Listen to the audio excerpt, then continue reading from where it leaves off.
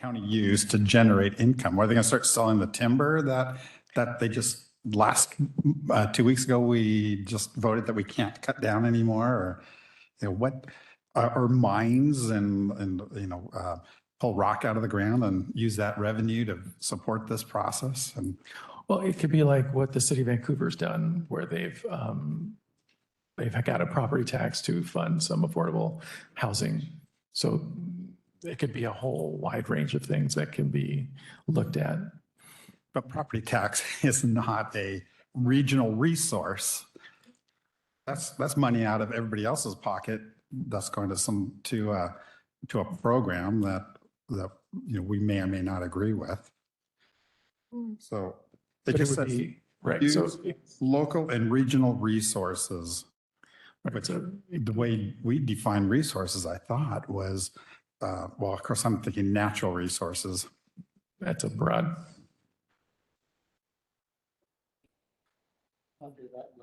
Yeah. I agree. It's not the right meaning here. Sometimes we said we need resources, which could mean we need staff, additional staff. So you use resources differently. This is not the same as saying agricultural forest. That's not in the same context. Here we're talking about potentially we can look at passing a regional sales tax that is countywide.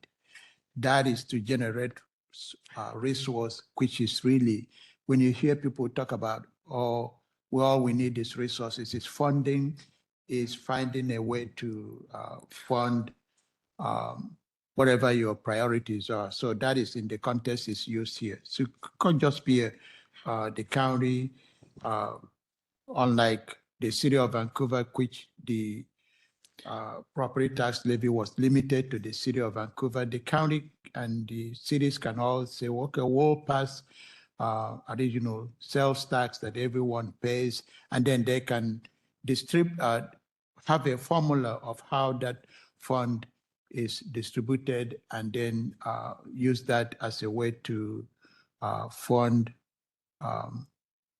affordable housing project.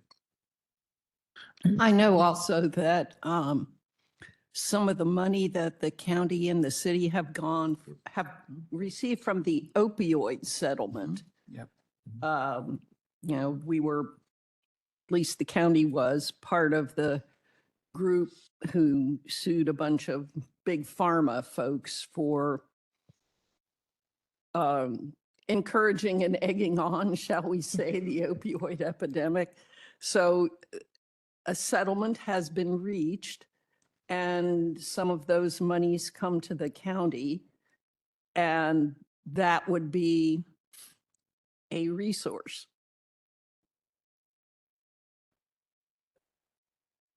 If I can add, another resource or source of income is the state have allowed local jurisdictions to, through recording fees, to also, that funding could be dedicated to just support affordable housing. So what I'm getting at is resource as used here is different as compared to ag, forest, or mineral resources. That's the distinction I want to make. Right now, the state allow us to assess recording fees, and that could be dedicated to funding affordable housing. The other option is a sales tax. For example, the county has mental sales tax, which is countywide, and then those folks can apply, and decisions are made by some advisory board on how that fund is allocated. So those are the concepts that this is really relating to. I know Planning Commissioner Jack Haroon may have a question, and others may as well. Sorry, this is Commissioner Becker again. So your explanation is like, I understand that. And so it'll be the county councils and the municipality's job to to balance all these things. Because like, we're talking about affordable housing, but by raising taxes, property taxes and fees and stuff like that, that inherently raises, like, makes it unaffordable in some segments. And so like it'll be we're just doing the policies here, and then it'll be up to the county to weigh and balance how they proceed to meet the whole goal. Because if I remember correctly, when we started this, they had this wide thing. They have a multitude of things that they have to look at when they set up, when they pursue these policies. And they're supposed to not be one weighted higher than the others. They're supposed to be inclusively thought about. And so we're kind of making a web here that. Right. Balancing the multiple competing priorities. Yes. Okay. Thank you. This is Commissioner Haran. I guess I share Brian's concern here. The wording doesn't make sense in a plain reading without some multiple explanations. Would you guys be opposed to clarifying that it's not because when I read that, it says, local resources to generate revenue. It means something very specific. Not like, but if we're talking about tax authority grants or looking for sources of revenue for housing is different than generating sources of, like if there were some brackets around that, some clarification about what that means, I think that would undo some, if that. And is it mostly the term resources? When it says use local and regional resources to generate revenue, that's almost a business model statement. Meaning that we're using our local resources of mining, timber, lumber, something. I'm just saying from my reading and what it versus grants, settlements, taxing authority.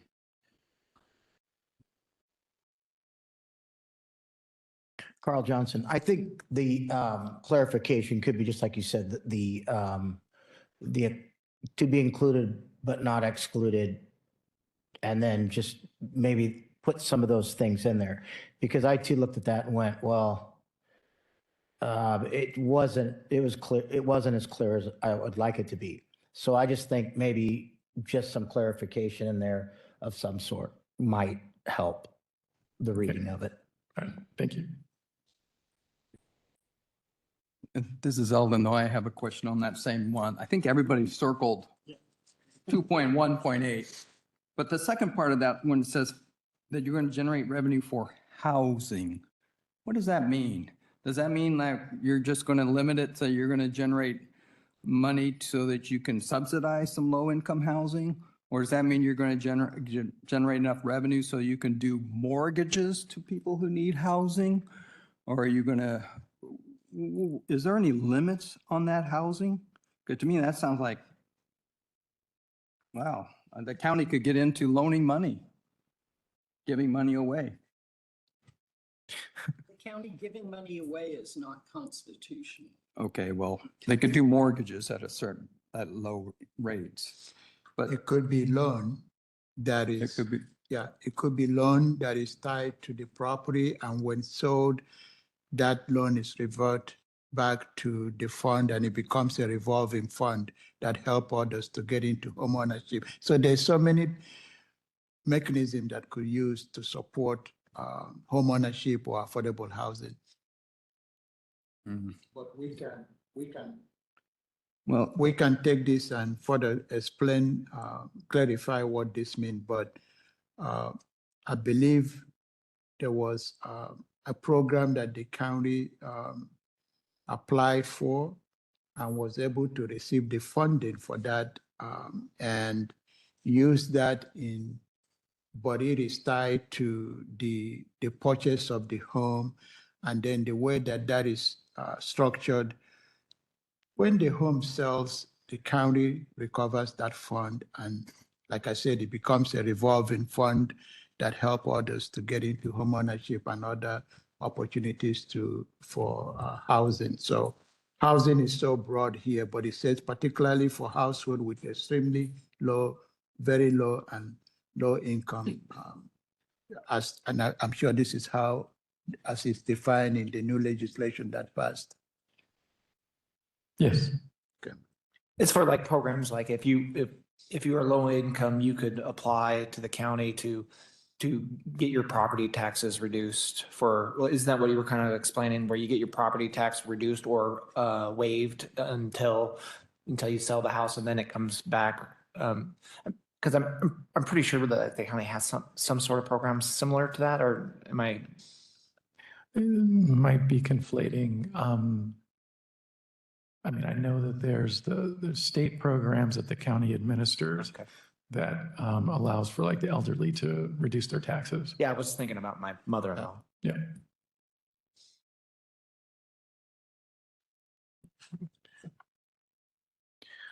So the next section from 2.2 policies, really just most of these are again dealing with the adding the resiliency from the climate, and again 2.2.5 is trying to update that to address those new the new legislation, and then down in just after 2.2.9 there's some existing language dealing with the Washougal UGA, and so it didn't seem appropriate to have that in here, so we're proposing to strike that.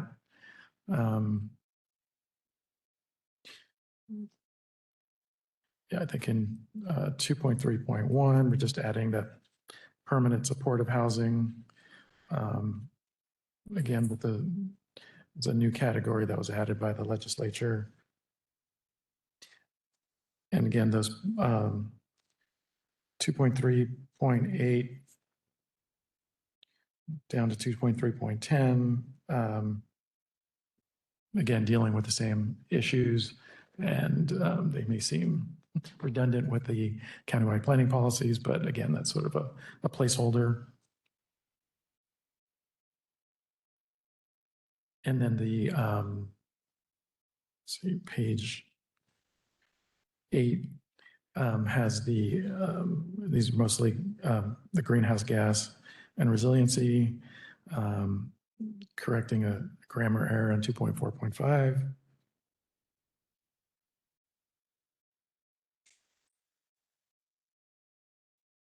Then we get to page 10, 2.7.1. We're proposing to remove some language dealing with the single-family, multifamily split that's been existing policy that with the new targeting of income bands would seem to replace that split. It'll vary for each jurisdiction. So that didn't seem like that was necessary, or the housing densities for UGAs.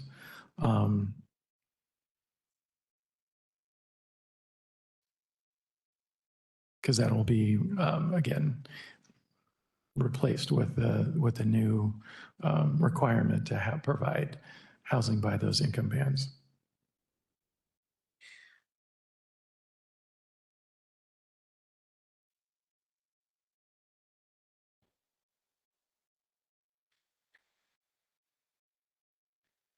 Yep, and then the goals, new goal for 2 just on the bottom of page 10, and then that was recommended by the Climate Advisory Group, and then the new policies from the Climate Advisory Group that are 2.8.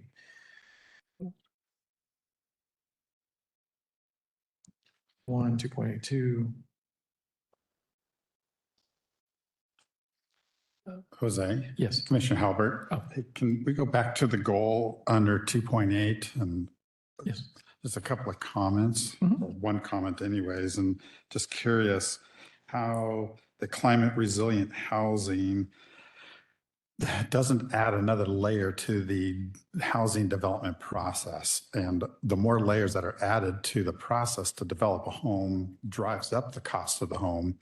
And I'm just also wondering in where 2.8.1, where it talks about access to safe, stable housing that provides protection during extreme weather events. I mean, what home is being built today that's going to meet that criteria for extreme weather events?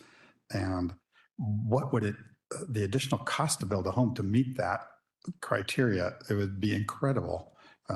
Like when we build a fire station, we build a fire station to withstand certain elements far greater than we'd ever build a home to withstand that sort of extreme elements. Or a hospital, we build to a higher standard. But so I'm just wondering what is really meant by building homes that will withstand these extreme elements. That's a tall order. Well, I think what was identified primarily for climate in this region was mostly the flooding and heating. So you're really dealing with kind of cooling and some of those elements that are part of the housing. And then I think housing might be one of the products that we need to address in terms of energy usage. So that's not something that would be mostly regulated by the building code. That's generated at the state level. It could be more of where we locate in terms of flooding. We have already some rules about where and in what proximity you can locate next to water bodies. And so that I think would help address some of those things. It doesn't read that way. It reads that we're going to build housing that will withstand extreme weather events. And then one last line on that is the essentials. I didn't know air conditioning and air purification was an essential that every home had to have. It's certainly a privilege to have air conditioning, but many homes are built without it still. So how do we go from a home, a shelter, and suddenly air conditioning is an essential that be a must have and are required in a home? So I think historically there hasn't been air conditioning in this region, right? Because the weather didn't require it. But what we're seeing is that it's getting hotter. And so it may not be something that it's just something that people will demand. I would imagine that's more and more homes, newer homes are built with that. And then, well, Of course, homes are built with it, yeah, but we're trying to get homes that are in a certain income band here. right. And every time you add more layers to that home, it doesn't get less expensive. I understand. No, and I think I'll let Jenna address this, but Sure. For the record, this is Jenna Kay with Community Planning. So I was trying to remember as you were asking the question, what was the conversation with our community advisory group about this topic? And I think at a high level, the idea was providing shelter for people and enough shelter. So making sure our community has enough housing is a form of resilience. Like that's the baseline idea. Like having enough housing is needed because it is a lot less safe if you don't have shelter. So that's the big idea that was really being talked about. But just a little bit of nuance, I think, on some of the wording that you were asking about, Brian. I think the goal wording for 2.8 is generally saying, hey, county, be supportive of this idea of having enough housing, enough affordable housing, and housing that's resilient for this climate and the climate projections. But there's nothing that's like mandating anything in that goal. It's saying plan and support and encourage type words. So that's how I at least read that goal. And then for policy 2.8.1, at least my understanding of, as the CAG was sort of debating the wording on this one, I think the ensure part of that policy is the first sentence, right? There was a key thing, ensure county policies, codes, regulations, so forth, protect access to safe, affordable housing, especially in overburdened communities. So that's the provide enough housing, right, for the community. And then the second part got added as an explanation. It was trying to sort of explain how having enough housing is helpful in terms of resilience and having enough. So that was the idea behind it, but others may be reading it differently, but that's at least the history of how that came to be.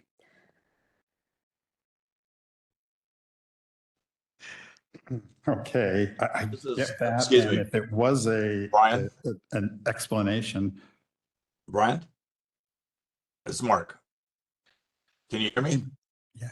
Oh, we see you, Mark. Good, Mark. Okay. Want to jump in? Can you hear me at all? Yes, we can hear you. Okay. What if we change that such as to which could include or which may include? Makes it a little softer, doesn't focus it. Where would you say such as? The right in front of the air conditioning, such as air conditioning, but which could include air conditioning, which may include. I gotcha. It does say such as air conditioning, air purification. I just didn't know that it was an essential. I think it would soften it a little bit and not make it such as these are part of your choices, but they may include, which may include. It just comes in the same line as food and healthcare, and food is an essential. You won't stay in your home very long if you don't have food. Right, but it's saying have more resources to spend on essentials, which may include. That's just a thought. And please notice that these are resilience building essentials. It doesn't say that they are essentials for everyone who owns a house. They're resilience building. Now, my information is that heat events cause more deaths than other sorts of weather events. And some of those occur in places where people generally of low income don't have air conditioning. But again, as Jenna explained, the second sentence is more of an explanation than it is a requirement. Having said that, Mark's suggestion sounds fine to me. This Commissioner Haroon, I think when I'm struggling with like some of these things I'm reading, it just comes across as a lot of gobbledygook. It's overly. It's kind of like you try to throw everybody's statement in the same paragraph, and from a policy standpoint, that becomes problematic because it's not concise and clear. And so it gets into, and there's some other things kind of later on that, I'll probably point out, but it's these long explanations of especially communities of color and disadvantaged and historically, it's like a run-on sentence it comes across as. And so from a policy standpoint, I don't think we're doing ourselves any favors by having all of this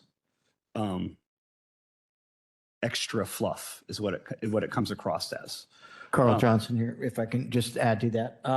I looked at it the same way, and I looked at like you did, which was we have air conditioning, air purification, and food, the two put together. But then I looked at the whole thing and I went, why do you need to explain that to us? We need to access stable housing. that provides protection during extreme weather events, period.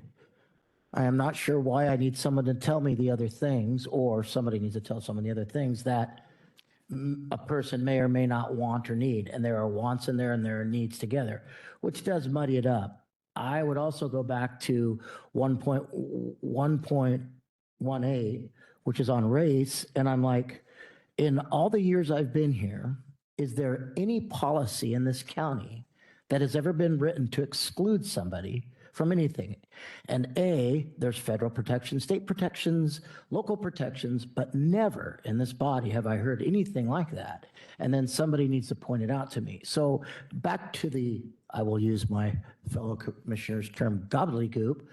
I was going to come back to that and go, why are we saying that other than CYA or we have to, or whatever. Those are my words. Okay, I get it. I'm not trying to just, all right. Heaven knows I don't want to get sent back down to the ugly list again. But all I'm saying is I'm reading through these and I'm going, okay, yeah. We got to do it. We got to do it. We got to do that. But then I go, that instruction sounds like somebody added something. It's a feel-good add-on. Maybe I'm wrong, could be wrong. I'm not going to live and die on this mountain, but I got hung up on the race one because it was exclude. Never has somebody been excluded. That's a DEI statement, and it's not something that we do. Now, if we're going to go check, maybe we need to check.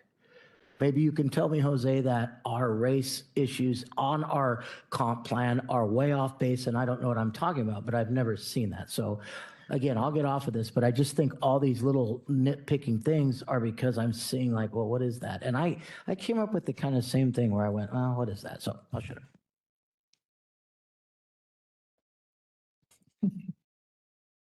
What article did you say the race was? 1.18 and it 1.1.18 or something like that.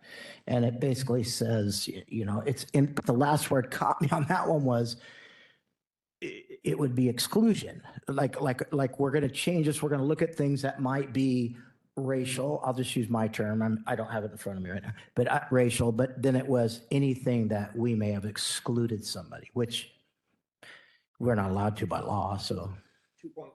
yeah, 2.1. 2.1.14. Would you read that? Is this what you're talking about? Promote 1.8. home ownership opportunities for low income, moderate income, and middle income families and individuals. And then it goes, while recognizing historic inequities in access to home ownership opportunities for communities of color. Yeah, I'm just, all right. Wait, well, are you on 2.1. 1.18? One. And then 1.3. Yeah.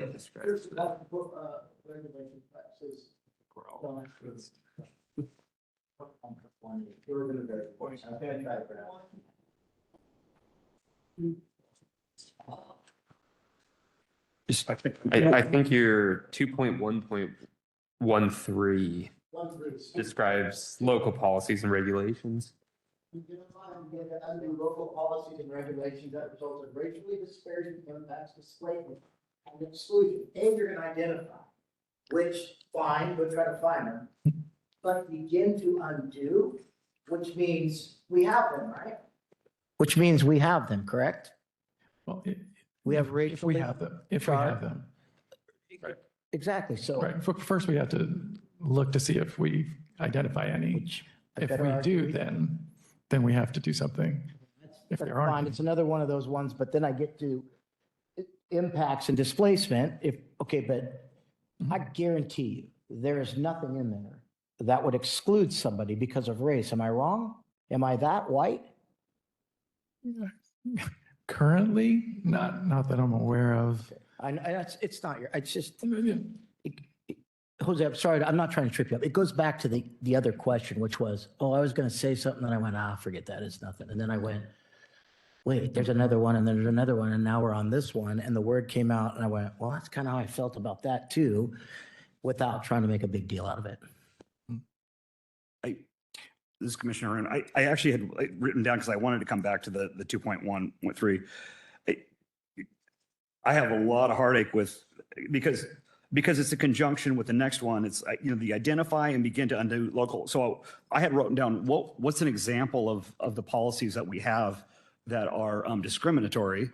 And then we get down to the next one and you're like, well, we may or may not, but it's like this, it's this assumption that we're so bad and it's got to be there somewhere. So we got to go find it. And then, because in 1.4, promote home ownership opportunities and middle income families and individuals, great. I would put the period there and goes, while recognizing historic inequities in access to home ownership of opportunities for community of color. What does that mean of that, like in every policy, we have to then have one tagline that says, and in the past, we were really, really bad. And then we're still looking for that, the demon in the closet. And we're going to keep hunting them. And it's just bad policy. I mean, I think figure out how we can create affordable housing, full stop, for everyone, full stop. But we don't need these taglines on every single policy. And there's a lot of them in here. So you're suggesting to stop that on 2.1.14, promote home ownership opportunities for low income, moderate income, and middle income families and individuals, period. Period. Done. You could even put the word all or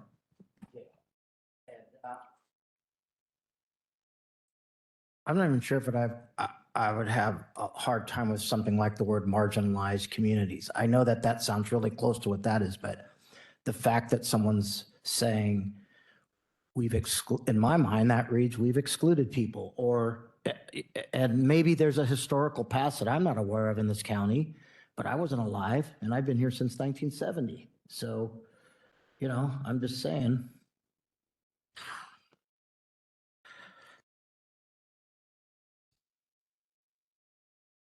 Moving on, eh? Well, since we're talking about all this stuff, 2.3.10, establish anti-displacement policies with consideration given to the preservation of historical and cultural communities. I was just looking to get a little bit of clarification on that and what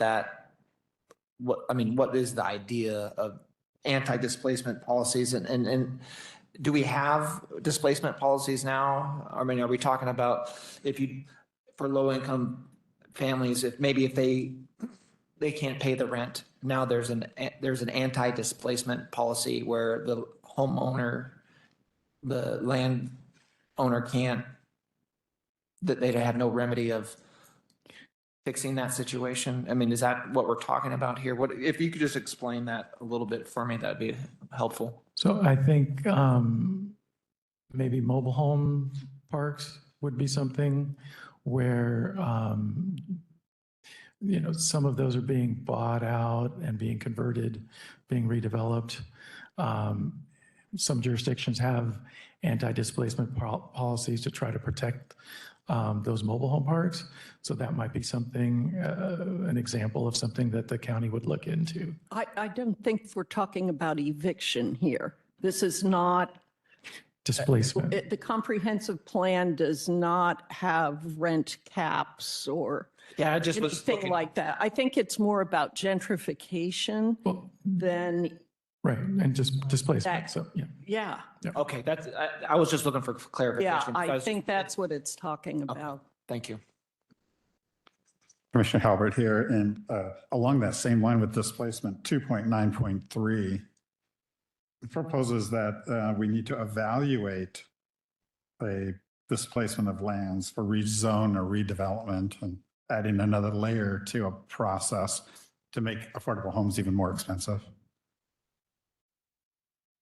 So Commissioner Johnson, I want to go back to that, Commissioner Hubbard, that I really appreciate what you're saying, is that we keep layering, and I like that word. I think you said that before. We keep layering, but we're going to be saying we've had this battle before, I know, but it's a different kind of battle now. So we have to keep this down. I mean, we're trying to keep it down. We want to keep it down, but we are starting to add things that are naturally going to go up, from resources with air quotes around that to, you know, well, these are the new regulations and rules that will drive costs up. And we've proven this. I don't even need to say I've been here long enough anymore. We have proven this in the price of housing in this county. And it's unconscionable. And it's because a lot of this stuff was just, we keep tacking it on, and all in the good heart. Nobody wants to see racism. Nobody wants to see a person lose their house or whatever it is. But the reality is we've got to be smart here. And I know you guys did timber last week, and I looked at it and went, well, okay, you know, you can't do that. You can't move here. That's property rights are the foundation of this country. And we are starting to erode those more than we're doing good, because the only people that are going to have houses are the people that are living right down there in those apartments and condos.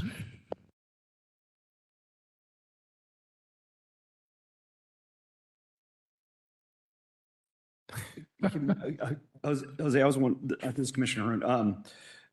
Yeah, I actually wrote a note on when it said online permitting. I'm like, that increases, this says reduces cost. I'm like, that increases cost, increases time and increases cost. And so, in every experience I've had with online permitting.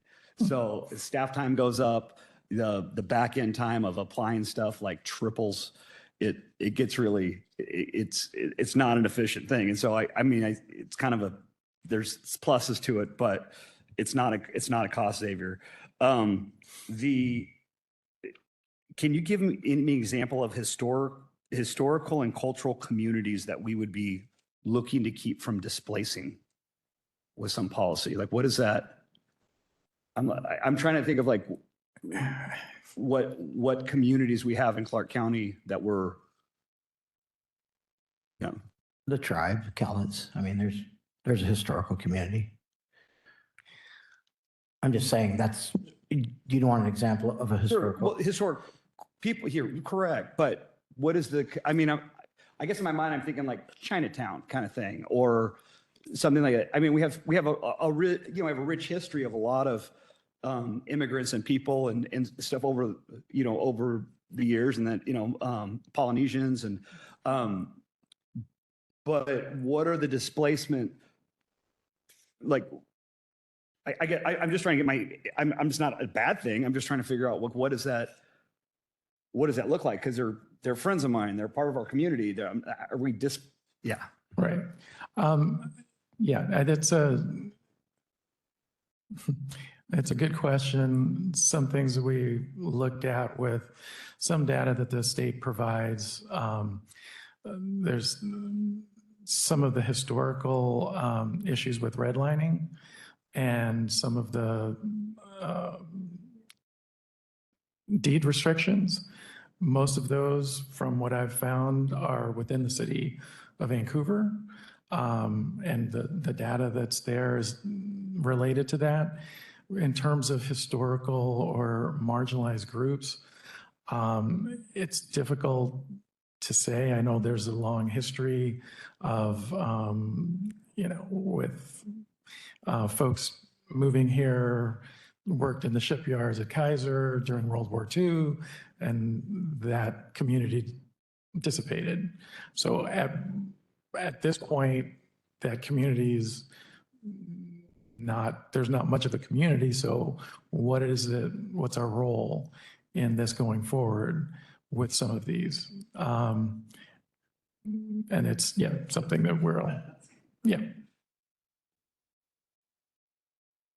I guess I'll just add, since I haven't said much, also with 2.3.10, with the anti-displacement policies, I just wouldn't want to see that be a hurdle in redevelopment, because, you have areas where you've got if we want to build more housing, more affordable housing, you've got areas where you've got single family homes, and you may have a few single family homes in an area, and you need to remove those to build an apartment building with 100 units, and that brings affordable housing. But now, because you have to displace households in single family homes, is that another hoop that you now have to jump through? Yeah, no, I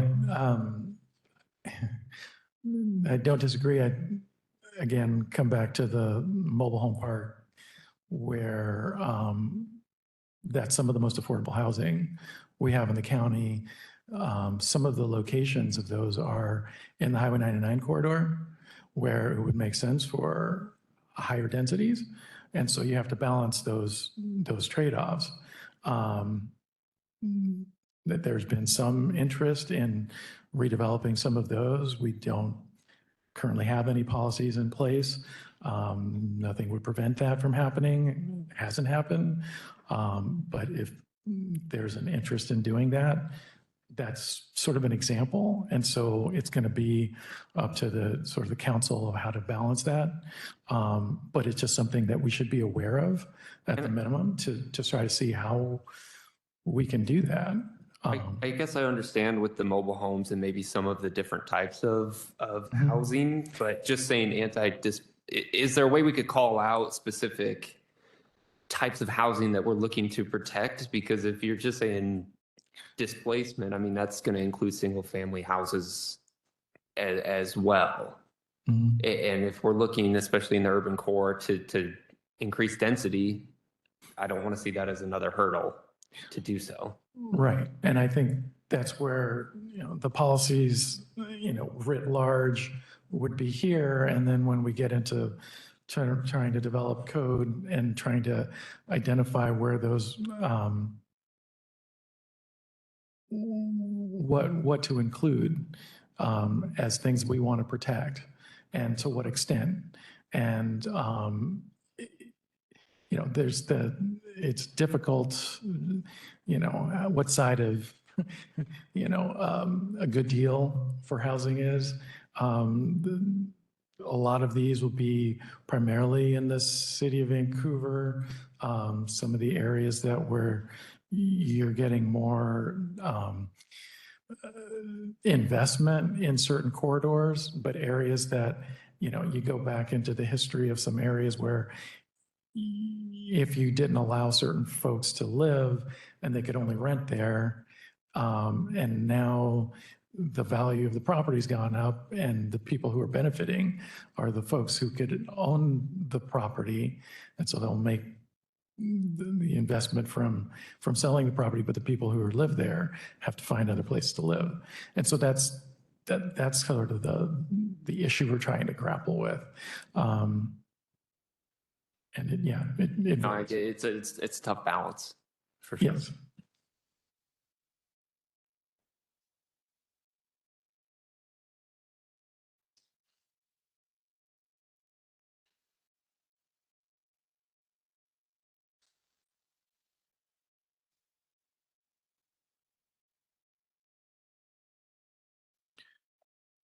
So I think the last,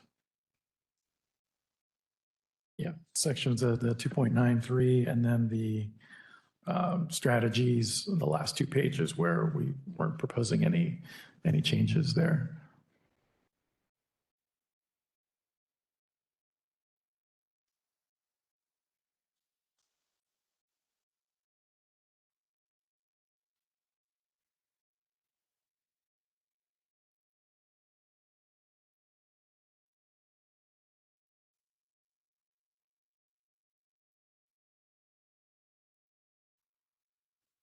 This is Commissioner Baker again. Since we're on manufactured home parks, 2.9.2 says support resident ownership of manufactured home parks. What does that look like? I mean, I suppose that's the county council, but what is that, Paul? What is that? When you put this in there, what is that, when we write this into the policy, what did you have in mind when that was written? I think the idea is that there are some communities that are trying to help folks who live in mobile home parks try to come up with funding to buy the mobile home parks so that they can own those. And so it'd be for the county to support that. So if a manufactured home park owner has an inclination to sell, then the county is thinking about or groups or whatever, they're supporting the idea of selling that to the people that live there. Right. Yeah, it's usually the the folks who are renting out space there that don't want to lose their park and trying to raise funds for buying out the owner of the park. And yeah, this would just have the county support that to the extent that it could. So I'm going to jump in here as well. What would the county do to support that?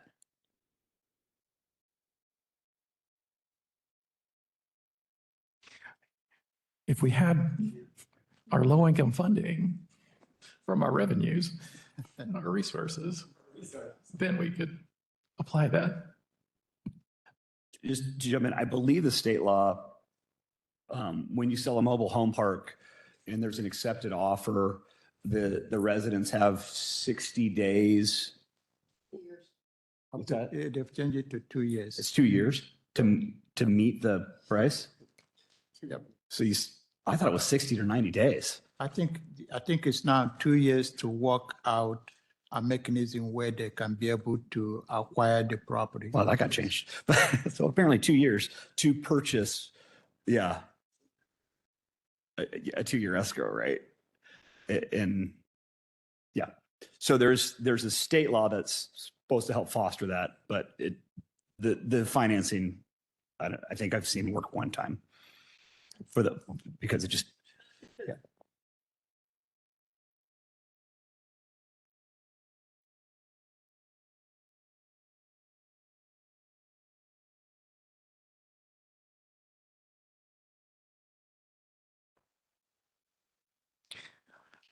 Any other questions?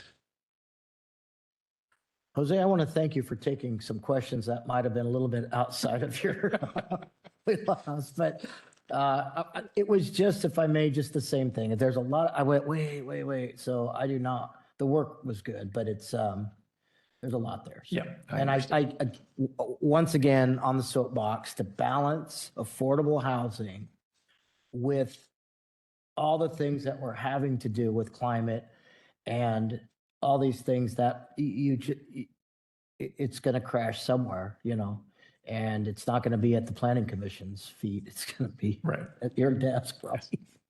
Thank you. No, thanks for the input. Appreciate it. Again, I do appreciate you guys so much. I would encourage you to please listen to our concerns on this and make modifications, because otherwise I think it's going to make for a really tough hearing. So. Oliver, when we vote on this, all of it, are we breaking? I know you're probably not even thinking about, I can't remember how we did this when we voted on the whole plan.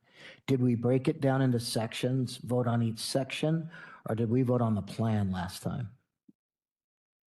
The Planning Commission voted on the whole document.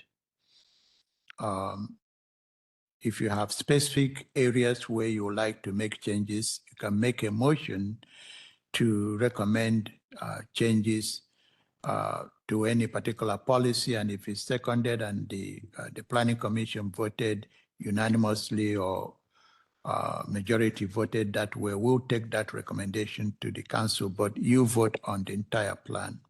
Okay, thank you. Welcome, sir. So this is Eldon. I do want to make a comment. I think what staff heard today was that there was a lot of concern that members of the Planning Commission have about the wording. I'm going to call it wishy-washiness, and just a lot of the fluff and stuff that's worded in here that doesn't need to be in there. And I think a lot of efforts should be made to streamline, because like Jack said, when it comes to the hearing, it could be a very long hearing.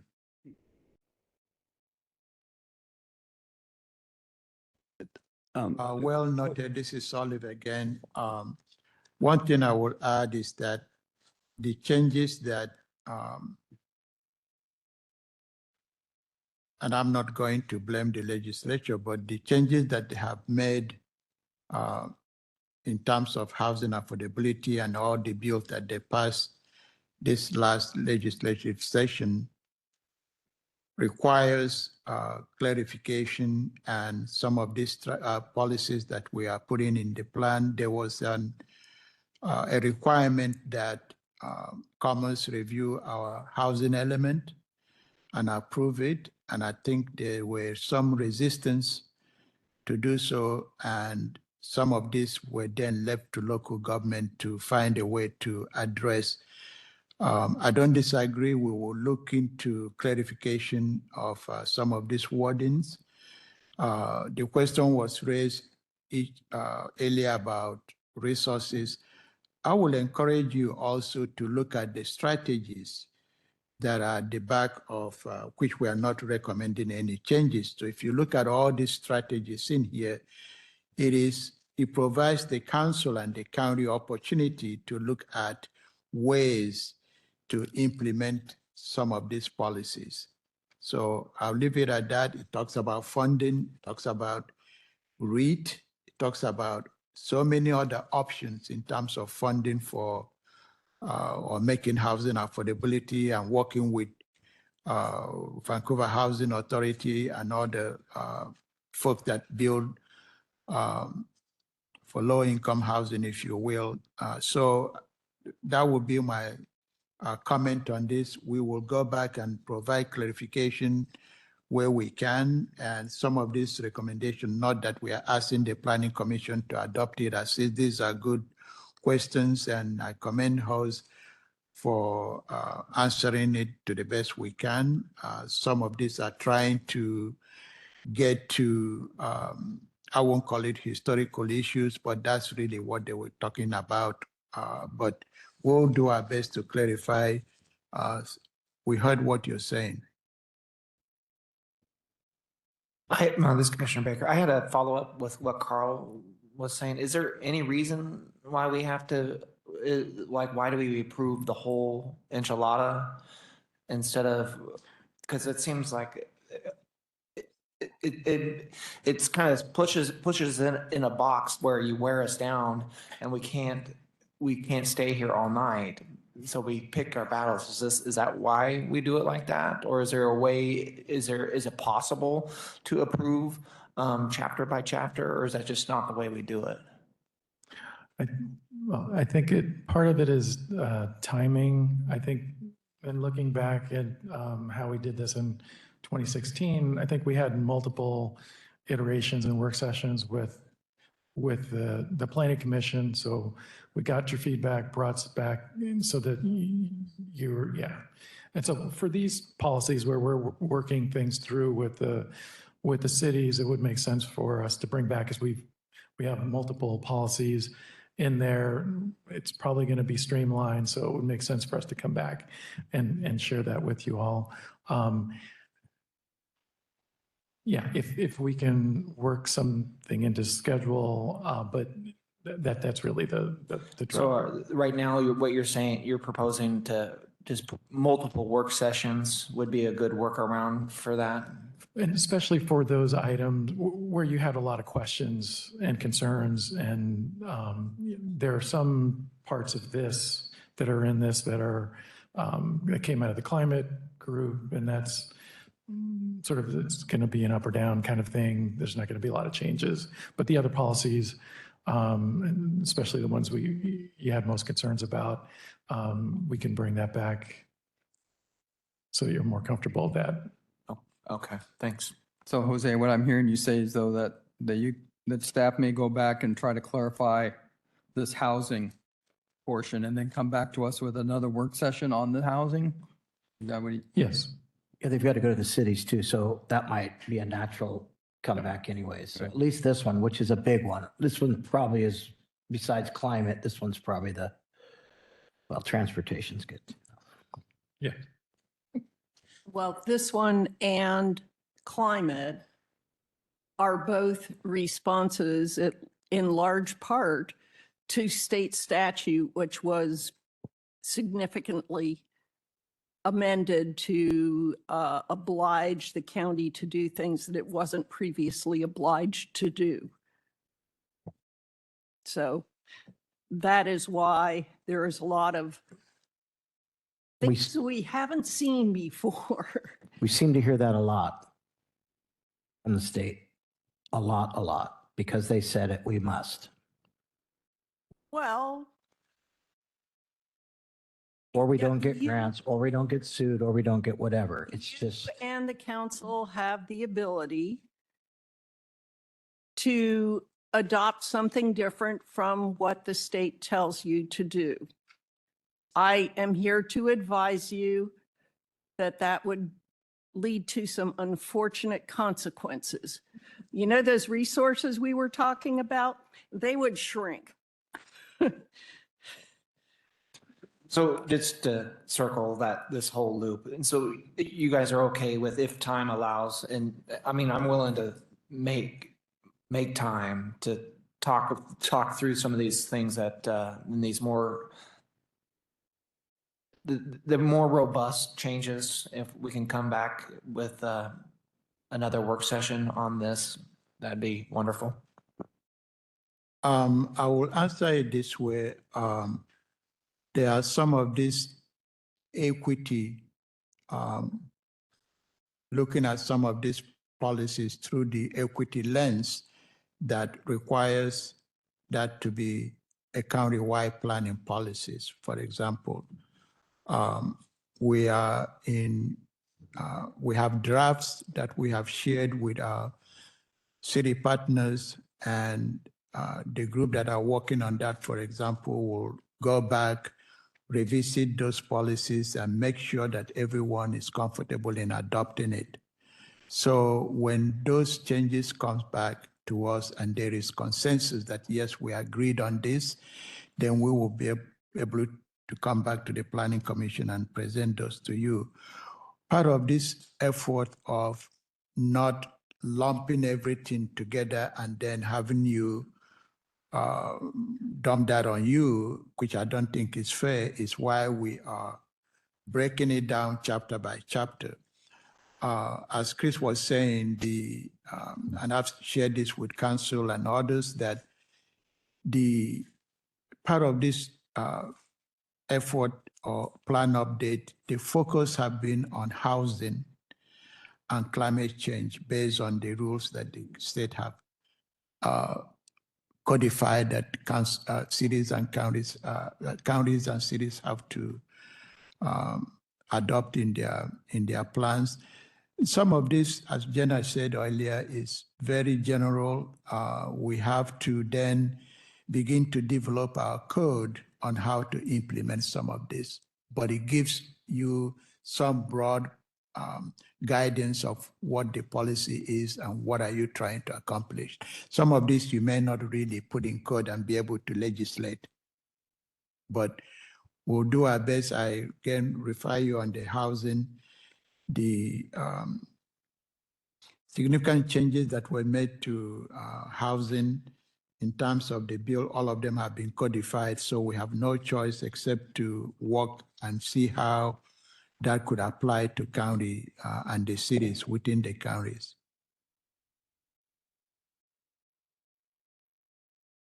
questions? Okay, Harrison. Transportation. All right. Good evening, planning commissioners. My name is Harrison Houston. I am a transportation planner with community planning, and I'm here tonight to go over and discuss some of the recommended changes that we have for the goals and policies for the transportation element. And just as a reminder, the transportation element is one of the required elements of the comprehensive plan. In RCW 3670A, 070 subsection 6, there's kind of provides very descriptive outline of what needs to be included and considered in the preparation of a transportation element. So for tonight's presentation, if I mention subsection 6, that's the section of GMA that I'm referencing, just the requirements that we have to kind of meet in that. So kind of before kind of jumping into this, I just kind of wanted to mention kind of some of the categories of recommendations or that you might see kind of in the chart. We did some reorganization kind of to help with the kind of general flow as you go through. So you might see, looks like there's a lot of changes, but there's a lot of them that are just renumbering to kind of track some of those kind of, shifting of policies from one goal to another. And then we also had a number of new goals and policies that are being recommended that came out of the work to develop the climate element with our community advisory group. And so, yeah, there was a lot of shifting of policies and goals around just to make those fit in. Yeah, so as I just mentioned, we added about 20 new policies and 3 goals that came out of the recommendations from the CAG. And you'll also see some new references at the end of goals and policies that kind of just cross-reference the climate elements, greenhouse gas and resilience sub-elements as well. And then, there was some pretty significant changes that were made to subsection 6 as a result of House Bill 1181 for the transportation element. And so there are a couple, I think there's one new proposed goal and a few policies to help kind of address some of those new changes and requirements. And then just a number of revisions of existing goals to that, staff had recommendations to help kind of align a little bit better and address some of those new requirements and changes to state law.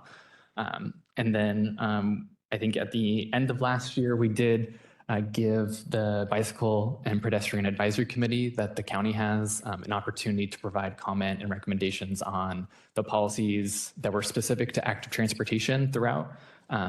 And so you'll just see some notation if any recommended changes is kind of coming from that discussion with that group. And then we just have some other ones that are just more to just address grammar and kind of very minor as well. So we can jump in with page 1 here with the countywide planning policies. So in this one, 5.0.5, some very minor kind of recommended changes. We saw in some section 6, there's some additional language added to level of service standards that they now have to be multimodal. And then that one, just some other grammar as well. So kind of minor changes. And this is kind of, a requirement that all of the jurisdictions have to kind of comply with. So that's why we've kind of just kind of noted it here. So next page. And then here on this page, kind of after looking at the existing countywide planning policies, there was one that we saw that was put in there twice. So 5.0.8 and 0.9, almost identical. I think 5.0.8 just has maybe one extra word that 0.9 does not. And then the next one is just kind of numbering changes as well. And then here on page 3, so this is kind of going into our first goal, which is to develop a regionally coordinated transportation system that supports land use plan and is kind of consistent regionally. But so 5.1.2 is this kind of came out of a recommendation from our Bicycle and Pedestrian Advisory Committee, just in response to, I think, some work back in 2019 to add a complete street ordinance to county code. And then I think at that time, they also added some additional complete street policies to the comp plan. And so I think, the recommendation was just to include this in the list of kind of documents that we look at for long range planning as well. Let's see here. So, and then here, 5.1.4, we actually, this is one of those policies that we kind of shifted around. So we moved this down to another goal, and then the new kind of 5.1.4 and 5.1.5. These two were existing policies that were living elsewhere, but we thought that they live, or we thought it made sense for them to live kind of in this goal because they both kind of call out land use and kind of just regional coordination as well. So this is kind of why we're proposing moving it up here to this goal. And if you can go to page 4. And then, so in page 4, here we have kind of a, let's see here. Are you able to pull up, can you go to the website and pull up maybe the newer version?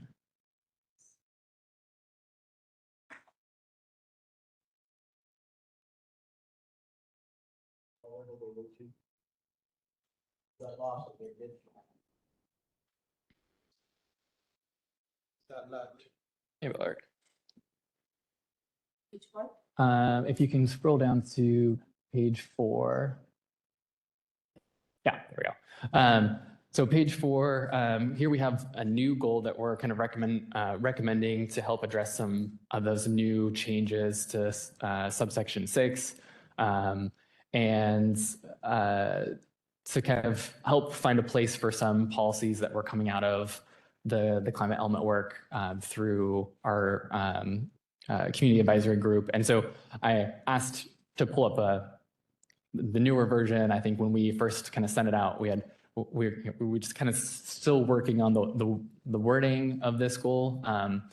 But yeah, this is one that we kind of have just to help address some of the newer requirements in subsection 6. So and if you can go down here. So this one was a policy that was initially was living in that first goal. We brought it down here because it kind of we kind of thought it fit a little bit better, but we made some minor changes to this policy, kind of just to kind of update its context. We did have some work done by a consultant a couple years ago, I think, and when we were kind of looking at how the county engages with the community, and this is kind of some wording that they used in those deliverables, and we thought maybe it kind of provided the county with some directive to go a little bit farther with just kind of maybe informing people of capital projects, and kind of really taking the extra step to get people involved who aren't usually involved in that decision-making process. And then 5.2.2 and 2.3, these were, and I think the next, if you kind of split screen a little bit, yeah. So these next 3 policies actually came as a recommendation to us from the CAG. And when that recommendation was passed by the CAG, it was actually all 3 of these were kind of in one policy, but as you can tell, there's a lot of content there. So we've kind of recommended splitting it up because they kind of each address different things. Yeah, so we would kind of, so kind of one recommended policy split up into 3 here. And then we've kind of changed a little bit of the wording from their recommendations, like around kind of in the beginning of the policies to kind of help with that transition from moving it from one policy to 3. But we tried our best not to touch too much of the wording, so most of it is the same. And then 5.2.5, we do have a new requirement as a result of House Bill 1181 to make sure that the county has a transportation ADA transition plan as part of the comprehensive plan. So that's something right now that we're working on kind of updating so that we can include it in the comp plan update. But this, just calls it out to basically just implement that plan, and that plan itself will have its own kind of list of recommendations. But we kind of felt like it needed to be called out somewhere here.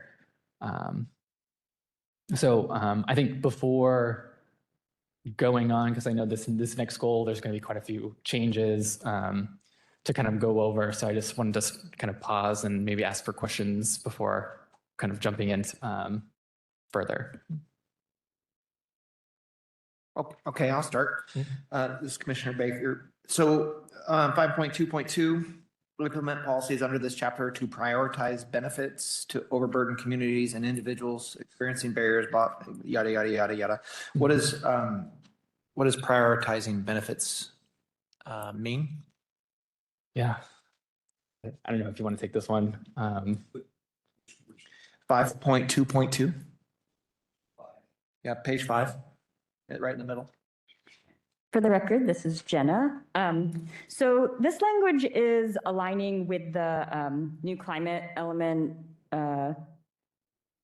amendments to the Growth Management Act. And in the definitions, new definitions for things like environmental justice, the way, if you read the definition, it talks about make sure you're including everyone, you're not causing harm, to anyone. And it's also saying, make sure you're prioritizing benefits to those who are more overburdened or vulnerable populations are the terms that have been added into the Growth Management Act. So just so you know, that's sort of where this worded verbiage is coming from.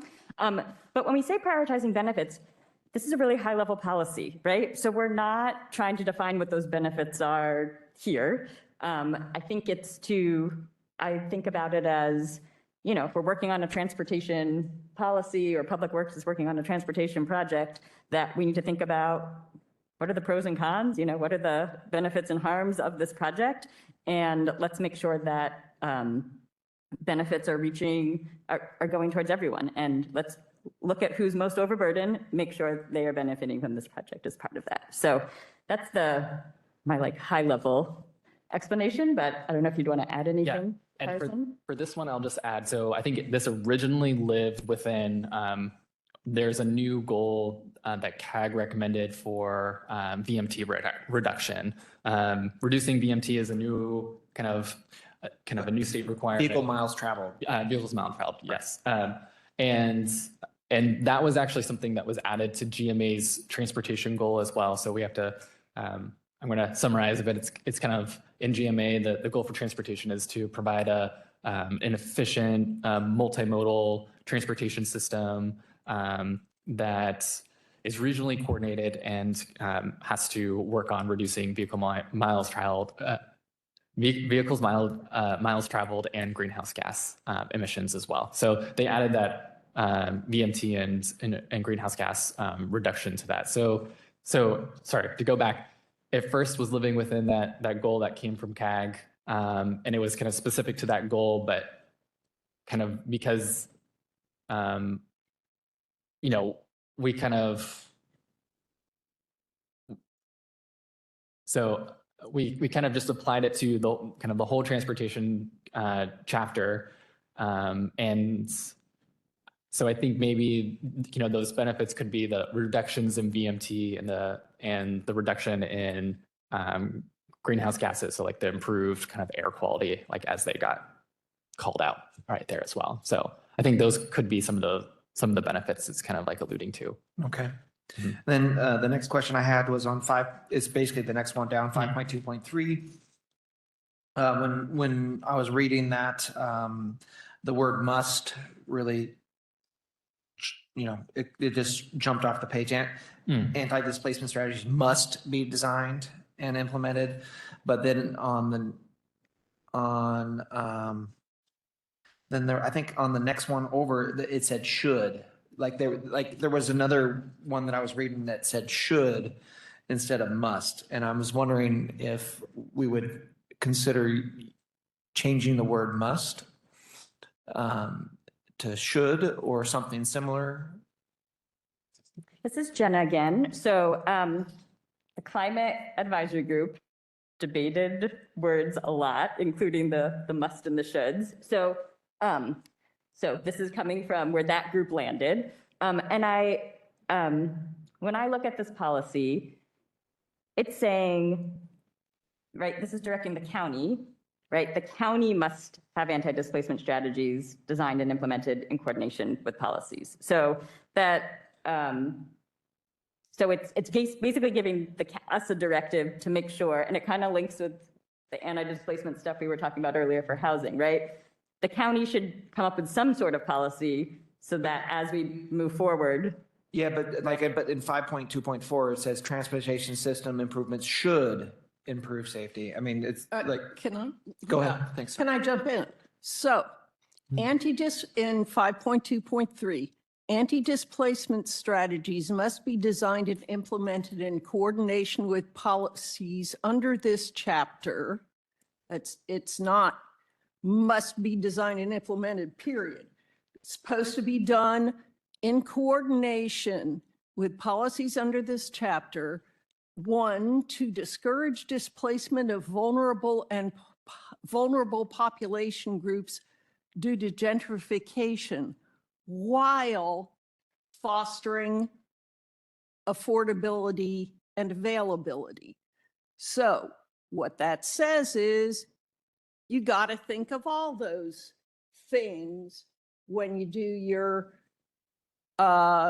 anti-displacement stuff. You have to think of affordability, but you also have to think of availability, and you also have to think of displacement. You can't do one by itself. Okay. So this is Eldon. I'm kind of hung up on the word proactively. Where does that come in on the project? When it says 5.2.3, Mhm. says proactively assess the potential impacts. I don't understand what, in the timeline of a project, where does that come in?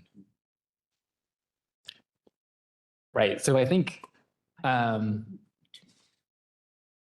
my opinion, proactively would mean probably well in advance. So like kind of, In advance of what? 20 years? oh, 6 years, 20 years? right. So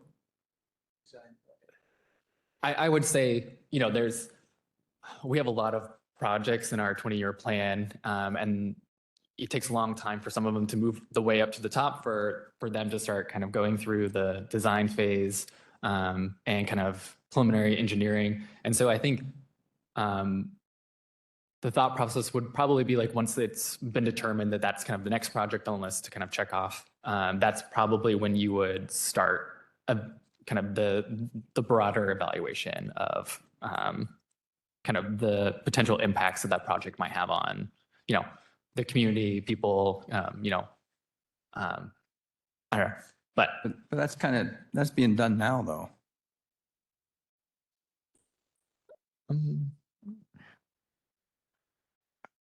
I'm not sure we have displacement policies. So Well- this would be, adding that as a consideration. To me, this is just another example of kind of a wishy-washy type thing thrown in there. Well, we're going to be proactive to do this, but we don't know what that means or when that happens, but it sounds good. Yeah. I just want to add, I mean, Musk jumped out to me as well on this and Jenna, even when you were kind of describing the process, you used the word should as well. And so to me, it should be a should, not a must on this policy.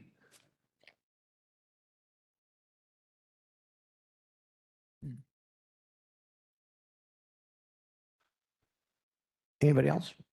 Brian? Nope. What, Jack? All right, Brian here.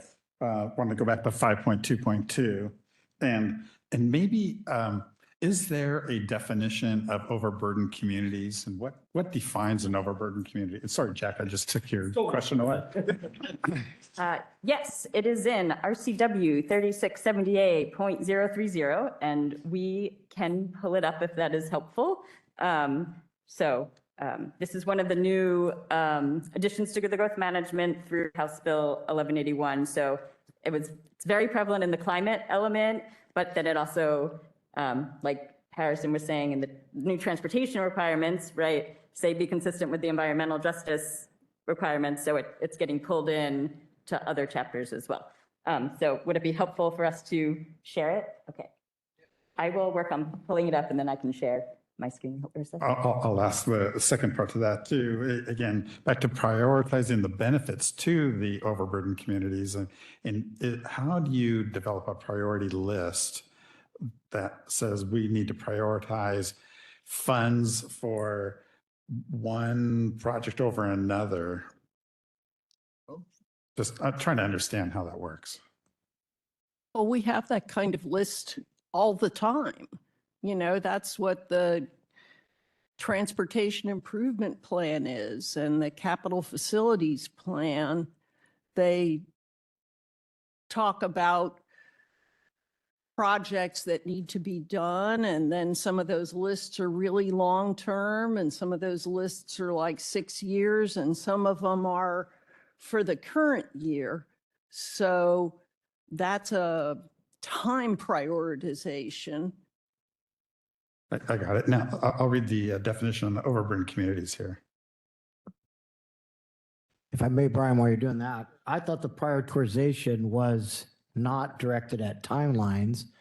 It was directed at the specific chapter we just said. Is that correct? And words like prioritize, like paramount duty, as you know, Chris, have great weight with our courts. So when we see these words, must and prioritize, I know in education, the state Supreme Court has said, because of the paramount duty, that's number one. Now, I don't know when I'm looking at that, I thought it said prioritization of overburdened communities. Am I reading that wrong? Yeah, but it's not about which one comes first. It prioritizes that element, correct me if I'm wrong, that element is prioritized, number one. Prioritize benefits to overburdened communities and individuals experiencing barriers to transportation. So if I go back to your definition of prioritize, it's not for project prioritization. It's based on prioritizing those projects that are that we're dealing with the overburdened community. So maybe, Right. maybe it would be prioritized by doing it first as opposed to somewhere on the 20-year list. That's not prioritization. I think it is. Where did you get your prioritization definition?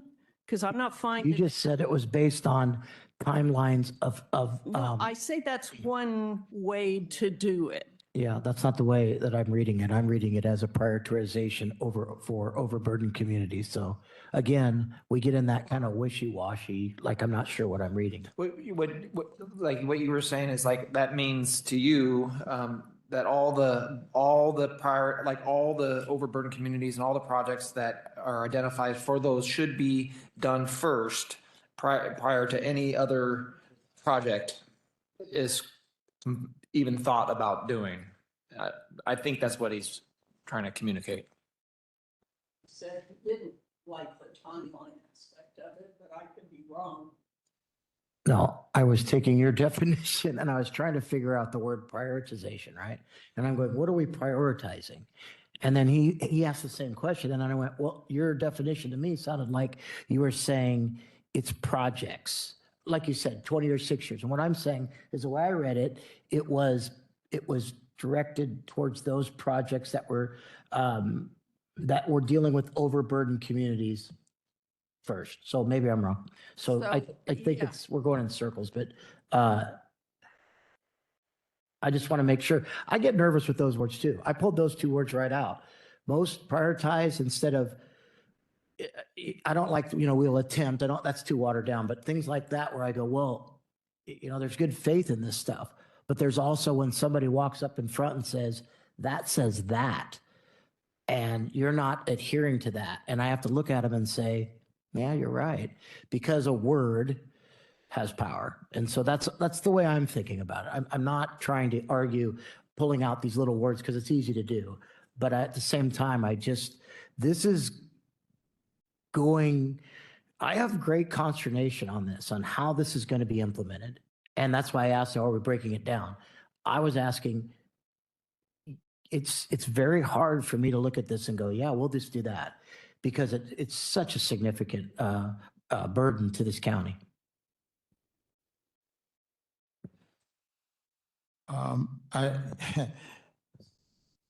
There are different ways you prioritize projects.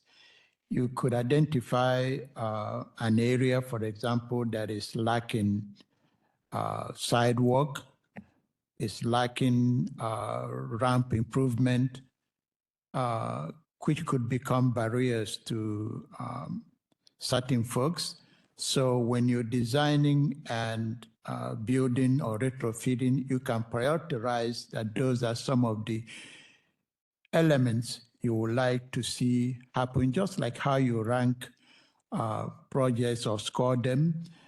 So that's really how you can get to prioritizing how you retrofit an area or what type of strategies or elements that you add to that design. For example, there are some areas where that may not have sidewalk, if I may use that as an example, and you go after grants, either whether it's federal or state, to help you make those necessary improvements. And then you prioritize that those are the features you want to add to that area to make it more livable, to make it more whatever, however you want to characterize that. But that's sometimes how you prioritize. If an area provides you, for example, if you make that improvement and it gets you to improve safety, for example, you're prioritizing that you're prioritizing safety for making that improvement, for example. If that improvement adds to economic development, for example, you're prioritizing or scoring that project because it adds to economic development. Those are some of the concepts that I can think of. Hey, reading the overburdened community definition does help me in understanding the prioritization, and it does call out that it's a population that faces multiple environmental harms and health impacts, and there must be another RCW that defines it further, but it sounds like areas that are underdeveloped, that are struggling with like you said, even sidewalks. I've seen that in areas where kids are walking in the street to get to the school bus, when a sidewalk would be a safety improvement that'd be really huge. So no, thank you for the definition. It helped me a lot in understanding that. I don't know how you guys feel about that. The other final thing I will add is I believe the state at one point provided us funding for safe route to school, which the county have been working with the school district to provide, just like the example that you gave, just echoing that. Brian, this is Mark, Commissioner Berthold. I looked up the highly impacted community definition in RCW 19-405-020. It means a community designated by the Department of Health based on cumulative impact analysis in RCW 19-405-140, or a community located in census tracts that are fully or partially on Indian country. So it's not all inclusive.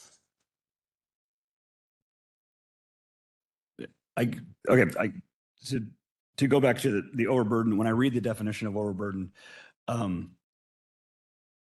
it still doesn't, I mean, the RCW helps a little bit, but multiple environmental harms and health impacts. I mean, I live next to I-5, probably poor air quality. I have fluoride in my water, probably environmental impact.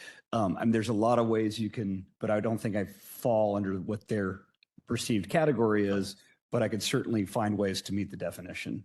So I think some of those, I'm struggling with some of that. It's like, I mean, I'll jump back to the section 2 of like, we have development of units for moderate, low, very low, and extremely low income households.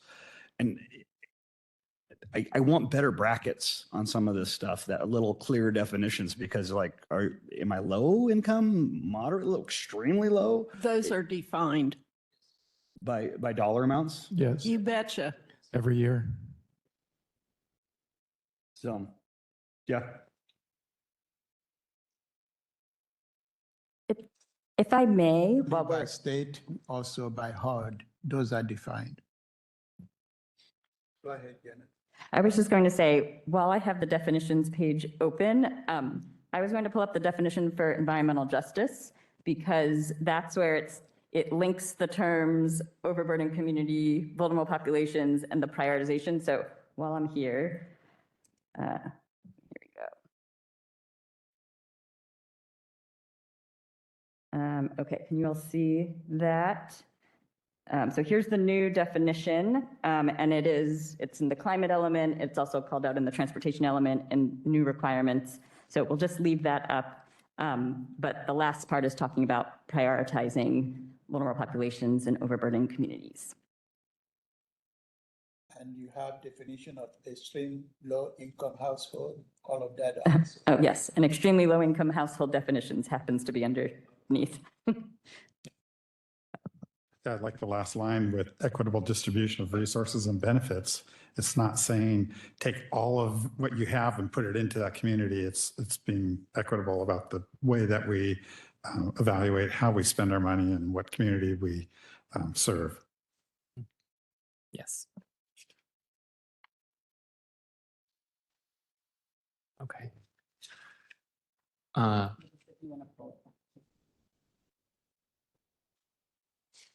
Okay, so I think we can, there isn't any other questions. We can move on to the next goal. We can always come back as well. So for these first two policies right here, these are existing policies that kind of lived a little bit farther down in this goal. And we just thought it would be better to kind of bring these up to the top. These were two that were added kind of mid-cycle in 2019 related to just complete streets. And so that's why they were kind of just added to the bottom of the policy list. But now as we're kind of talking about multimodal transportation systems, complete streets is kind of, could be, considered like the kind of the crux of that. So we kind of want to start off by talking about that and then kind of moving down into kind of mode specific in this goal. So those are just kind of reorganization. There's some minor kind of language change, just kind of feedback from our BPAC. Moving on to 534. This is a new policy coming from our community advisory group. And if you can kind of just scroll down maybe to the next page. 535, kind of just minor language change, kind of as recommendation from our BPAC, some numbering changes, just cross-referencing to our climate sub-elements, and then kind of the one that used to be 5.2.5. This is kind of the airport planning one that we moved up to the to goal 1. And then if you can go to the next page.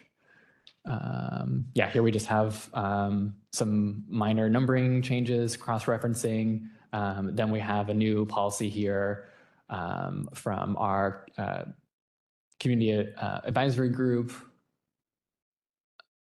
And then, let's see here, 5.2. Or now what's 5.3.11 is kind of just some changes, kind of recommendations from our BPAC group. And I will note, kind of throughout, you'll kind of see we strike a lot of language that just kind of talks about,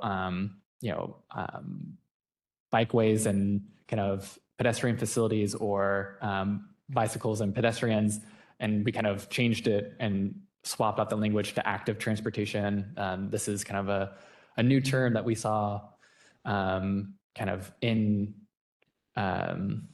subsection 6 in GMA that came out of House Bill 1181, but it's just kind of, it includes bicycles and pedestrians, but also kind of other forms of kind of human scaled modes of transportation as well. So it's a little bit, broader of a term, and we see it kind of, we see some of those changes throughout here as well. So we can go to the next page.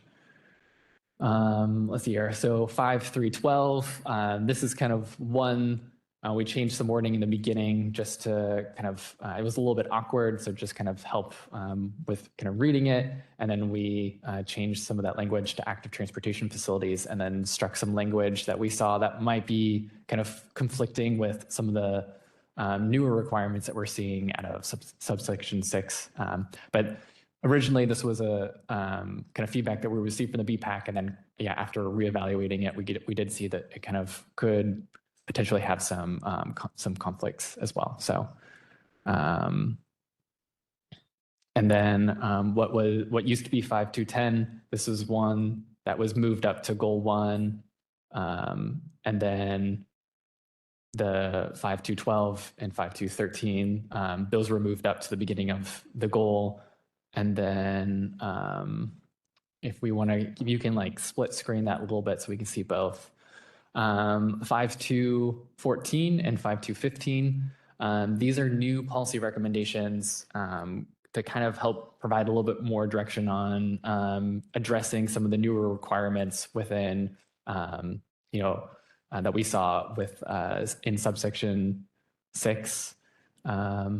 And this kind of has come out of some work that we've been doing with our consultant with looking at new multimodal level of service standards and kind of meeting this new requirement to have service standards for now active transportation facilities as well on roadways. And then 5216, this was something that was a recommendation that kind of came from our VPAC, but it does actually address some of the newer requirements coming out of House Bill 1181 in subsection 6. Kind of gets at we set level of service standards to really kind of serve as a gauge to the performance of our system. So, but they wanted to go a little bit further and just kind of ask, we could use that as just have use it as an annual reporting mechanism. So we kind of keep track of how much of the active transportation network we're building over time as well. Let's see. And then I'll just go into the next goal and then we can pause for any questions or comments. So this next goal, we have just some numbering changes. And then we also have a new policy that came from our climate advisory group. This one, we kind of thought, I think it came out of, it was originally in the VMT reduction goal, but we thought since it mentions preservation and maintenance, we kind of put it in this goal that talks about preservation. And if you can maybe keep going, yeah, some of these are just some numbering changes. And here in 545, this is kind of a new policy recommendation that the staff is is recommending. This is kind of coming out of, again, some of the work that we're doing to kind of establish these new multimodal level of service standards. And there's kind of this kind of overall question that we have is like, we're identifying kind of new active transportation facilities that need to be included in our 20-year plan. But since they're not larger, road projects, it's kind of addressing when those should be looked at for improvements. And a lot of jurisdictions kind of look at improving or upgrading active transportation facilities like bike lanes, sidewalks, ADA ramps, when they touch the roadway for kind of just general maintenance and preservation. You already have to put the time and resources into doing, the temporary traffic control plans, and crews are already out there. So why not try to kind of address some of those other deficiencies on the roadway as well, kind of while you're doing that. And then let's see here, going down is just, I think, oh, sorry, if you could, 5.4.6. This one just kind of expands, just kind of makes it a little bit more clear that, or we added some language here for strategies. The county kind of already participates in a commute trip reduction program, but it's required through the state to do so. And it's kind of a program that I think if you employ over, I think maybe it's 100 employees, you have to participate in this program. But there could be an opportunity where I guess other people kind of can develop programs and strategies that aren't necessarily employers. And so we just kind of wanted to include that as kind of a change and clarification. And then if we kind of scroll down and move our way through this goal, the rest of those are just. Commute trip reduction is part of reducing VMT as well. Yes. Oh, and commute trip reduction, kind of the intention of that law was to help reduce VMT and single occupancy car trips as well. So, so before we go into goal 4, we can, I just wanted to stop. I know there was a lot of content in those last two goals. I just wanted to kind of pause and take opportunity for questions or comments. Questions on that section? Commissioner Baker. Yeah, I did have some questions. I just got to figure out where they were, because we went over quite a bit of stuff there. Well, I guess come back to me. All right. I got one. So section 5.4.5, regarding the maintenance and preservation, I guess, could you maybe explain a little bit more of what all that would entail? Because it seems strange to require engineered capital expenditures for, like a simple pavement preservation project. Yeah, so to provide some additional context, right now, I think when we identify a preservation project, I think we also go out and we upgrade ADA ramp deficiencies that we've identified. I think if the roadway touches maybe like a corner where there isn't an ADA ramp, that team will have to go out and basically fix that ramp before they do the hot mix asphalt. And so this is kind of maybe encouraging, on top of ADA ramps, maybe we should look at painting crosswalks, putting, those RFBs, rapid rectangular flashing beacons, other things that could increase safety.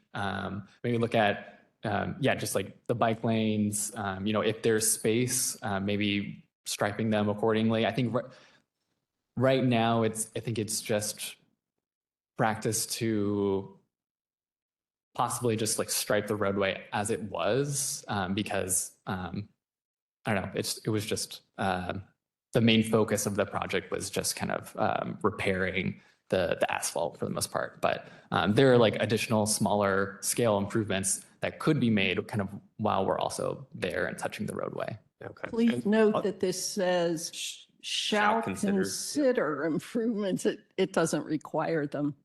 You just have to think about it, don't pretend that they don't exist. Just on that, what's traffic stress? Yes. So level of traffic stress is this concept. And I don't know if this is something that should or be coming to kind of discuss later, but so there are these new requirements coming out of House Bill 1181 where we have to develop level of service standards for our active transportation facilities.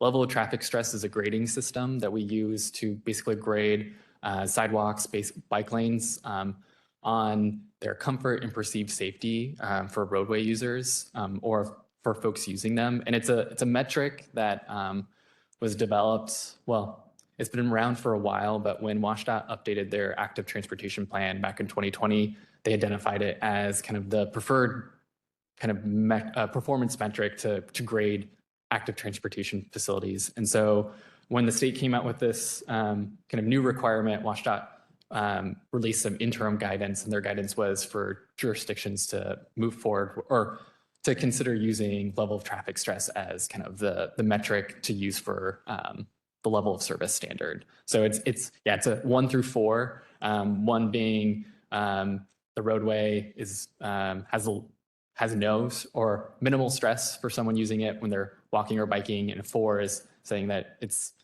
highest level of stress, extremely stressful, that you probably wouldn't use that roadway unless you're highly confident or you're using it out of sheer necessity, basically. Yeah. County road, no shoulders, big issues. Sure. Yeah. Mhm. Okay, I found where I wanted to start. 5.3.4, support equitable, safe, reliable, convenient transit services throughout Clark County, including increasing frequency. I don't have any problem with improving reliability, expanding routes to align with key destinations. I read this whole thing and I'm trying to think of,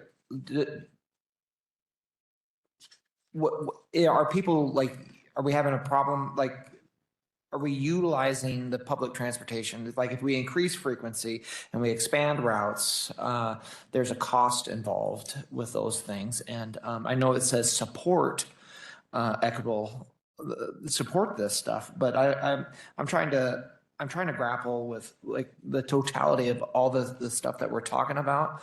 And I don't know if we go back to where we can generate enough revenue and funds to make this happen. And so I'm to be honest, I'm quite concerned about having this statement in here where we're talking about we want to support including increasing frequency, expanding routes, and all this other stuff, kind of going back to what Carl was talking about. When the people read these, the citizens read this and they go, tell me how you are supporting increasing frequency. Tell me how you are supporting expanding routes, because I'm sitting at my house and I can't get to point B.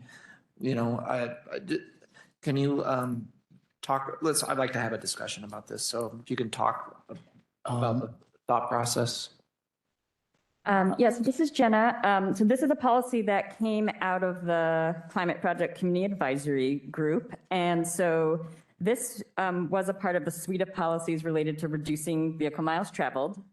So we have a requirement to work on reducing vehicle miles traveled per person, so on average across the county, which means we have to have policies, right, that touch on all the different modes, you know, and ways we can do that. So, but as a county, we are not the transit providers, right? So this is a support policy because C-Tran, you know, provides bus service, and there's other, you know, community transportation providers and such. So, so the idea here is that this is a guiding policy for the county to be supportive of initiatives related to this. But the county doesn't actually have authority to, you know, make these things happen. So more to be a supportive partner for others' efforts in this area. But Harrison, please feel free to add. So you're just saying, like, you just go harumph, you know, harumph. You know, is that what you're talking about? Certainly. Yeah. So for one thing, for example, when C-Tran was interested in building its latest, yes, what is that? Bus rapid transit line. There we go.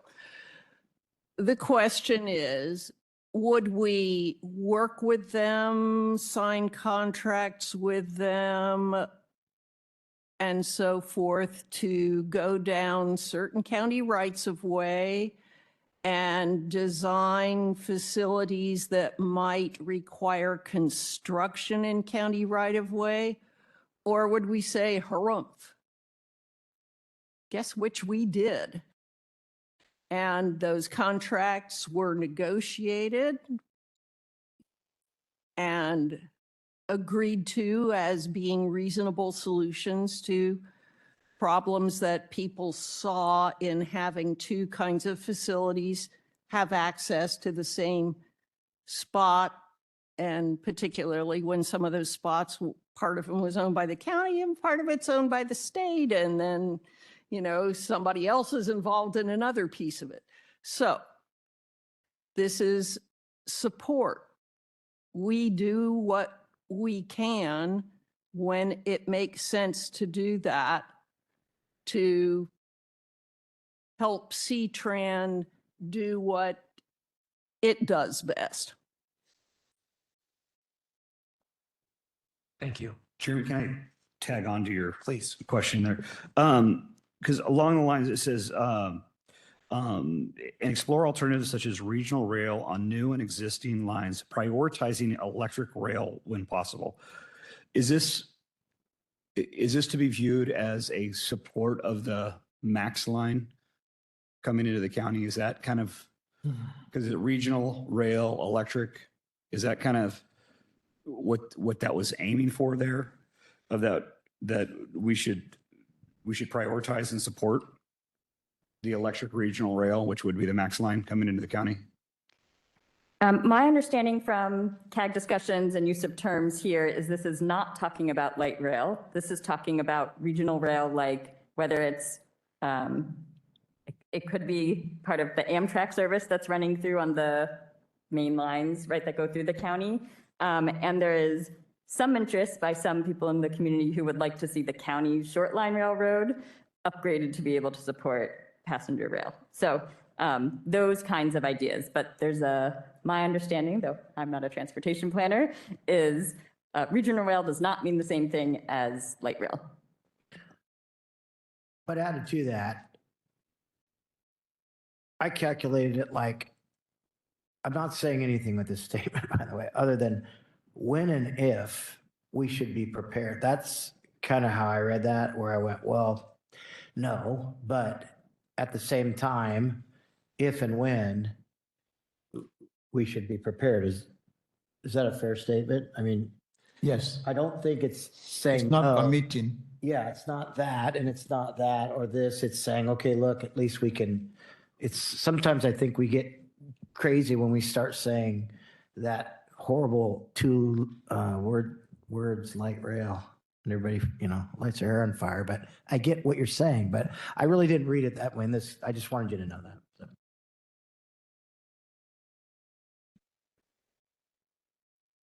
Person, you were going to explain if regional rail and light rail are. Yeah. I think you're right. I think it was very, and we had a lot of discussion, or there was a lot of discussion about this with our community advisory group. And I think it was specifically did not call out light rail for a reason. And they chose regional rail. I think primarily there was a lot of interest on looking at really how could the existing rail line be used? The existing rail lines could be used to move people. Yeah, that's my recollection of kind of where that came from. Okay, I had one more question on 5.4.2. Improve existing county roads to reduce miles traveled by vehicles. I just need a little bit of explanation on what the heck you mean. How can you improve a county road? A county road kind of goes where it goes. How do you reduce the miles traveled by improving them? 5.4.2 on page 10. Sorry, can you restate your question? Yeah, so I don't understand why this is in here. Because I'm questioning the whole premise of improving. If you improve an existing county road, it reduces miles traveled by vehicle. I don't understand how that works. You make it slower. It's a mile's a mile, right? And like a road can only go where it can go, Right. especially on county roads, like they follow streams and whatnot. So I think when we talk about county roads, we're talking about all county roads or all roads that the county has jurisdiction over. So urban, rural, but probably most likely urban. And I think it's important to note that this is under the optimize and preserve investments in the transportation system. So I think this is really kind of maybe addresses the optimize part of that. So we can make improvements to, I think maybe the roads could be used more broadly as county right-of-way. Maybe make improvements. You can make signal timing improvements. You can make, but I don't, So I'm guessing if you read into this, because when I read it, it says you're going to improve the county roads to reduce miles traveled by vehicles. Well, a vehicle is going to take the same path all the time. It's just going to be on. But what I think I just heard what you're talking about is let's get it so that people can walk on those roads, right? And ride their bicycles. Is that what we're talking about? I also, I mean, I think that could be a way you improve a county road, but there's also an efficiency, right, with how efficiently you drive. So I almost feel like the words like idling and like, right, you can minimize the amount people are sitting in their cars with it going, which. So that's the second part of this is where, and to reduce miles traveled by vehicles and emissions per mile traveled. Right. So that's that second part. Right. But the- So how do we use our roads more efficiently where we can? Brian here. Hey, Jeremy, I got an example. To go home, I used to have to avoid the Patton 117th intersection. I'd go around it and I'd take a longer way around. But just recently they opened up 88th Street, the county did, and it really reduced, or I can still avoid that intersection by going on 88th Street and then dropping down to Patton. So I'm saving a couple of miles of going out of my way to avoid an intersection that I sit at for 10, 15, or 10 minutes on average at 4:30, 5 o'clock at night. So the improved 88th Street really did change my commute time. Yeah, thank you for that. That's what I was. Example. No, thank you. That really helps in understanding what the ideas are. Yeah, so route directness, yeah. Mhm. My concern there is that explanation came from Brian, and we're not getting real good clarity from our transportation Sure. people, right? And that, I mean, that's not, but from a policy standpoint, brackets, strong, clear, concise. You're just wanting just an explanation bracket with it kind of in that one? I mean, I'm with you. No, it's a confusing state. Like I have the same, when Jeremy pointed out, I was like, improve existing roads so people don't drive on them is kind of as much. That's really, and so then you're like, okay, what does that mean? That's really confusing. And this is policy that we're setting here. And it should be very clear. And the average person, we shouldn't have 30-minute discussions on a sentence. It should be clear. I understand that this is really hard. This is all new. And we're not trying to say this isn't good work. It's just like we have, if I have a question, someone else is probably going to read it the same way or similar or maybe even differently. And so if we can get it clearer, that might be helpful. Yeah, this is Oliver. I get your observation. You can write improve existing facilities. You may not say build roundabouts everywhere. For example, some people will come and say, we don't like roundabout, but you make it so broad. You can also make other improvements where your distance you travel is much shorter. There's so many other things or techniques you can use to make improvement on your existing roadways to provide efficiency and move traffic more quickly. So it is true that some of this is not very clear enough, but you can write it in such a way that it gives you opportunities to go back, do road trafficking, and do other, call it road diet, and other things that you can do to improve efficiency in the existing roadways.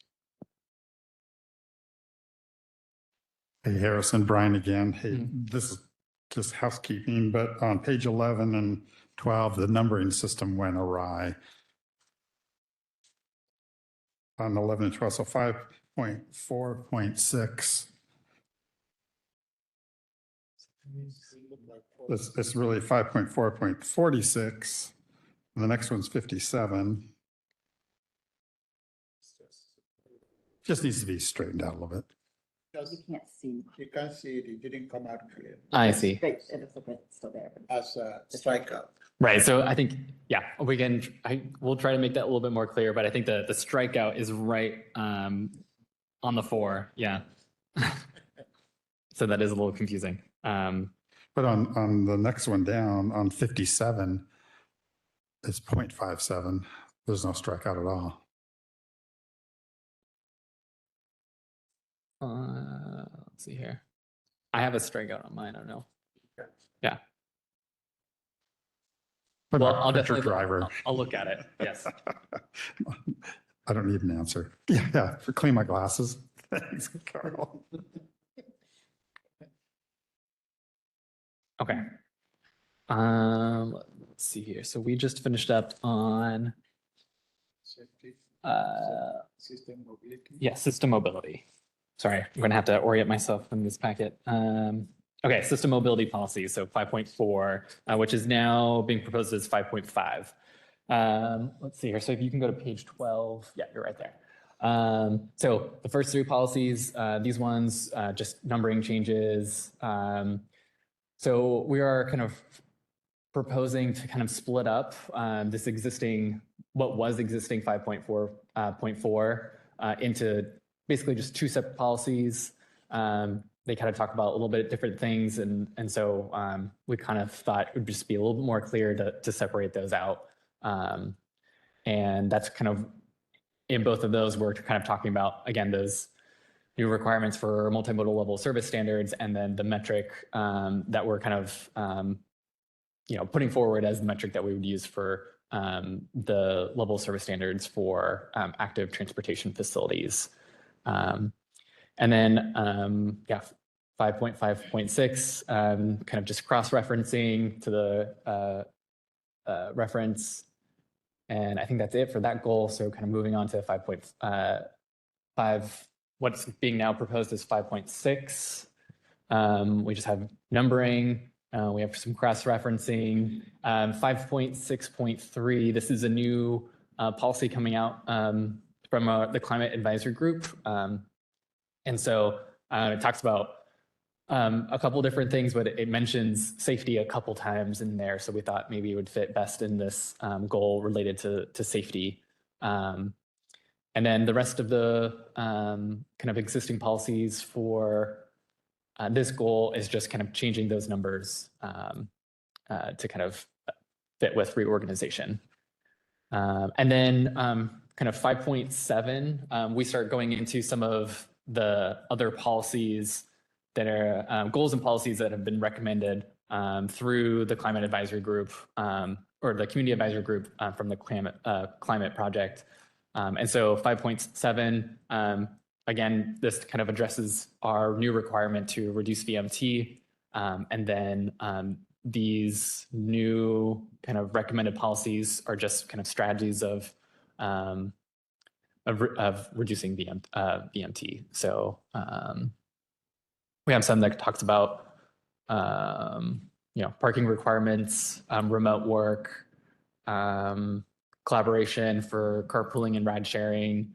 We have just collaboration with some transit providers kind of in the community, and those that provide door-to-door services as well. And then if you go to the next page, we have some that talk about kind of ride share, micromobility, kind of as kind of ways of reducing VMT. We have some that talk about collaborations with the school districts to make to improve transportation options for people for kids getting to school, and then also kind of idling as well in traffic in school zones. And then let's see here. And 5.8 is kind of new policies coming out of, again, the CAG related to electric vehicles. If you can just scroll up a little bit so we can see the other direction, just so we can see the goal. And it's just kind of talking about how the county can help promote kind of just adoption of EVs to help with reducing, the transportation sector's portion of greenhouse gas emissions. And then we talk about different approaches.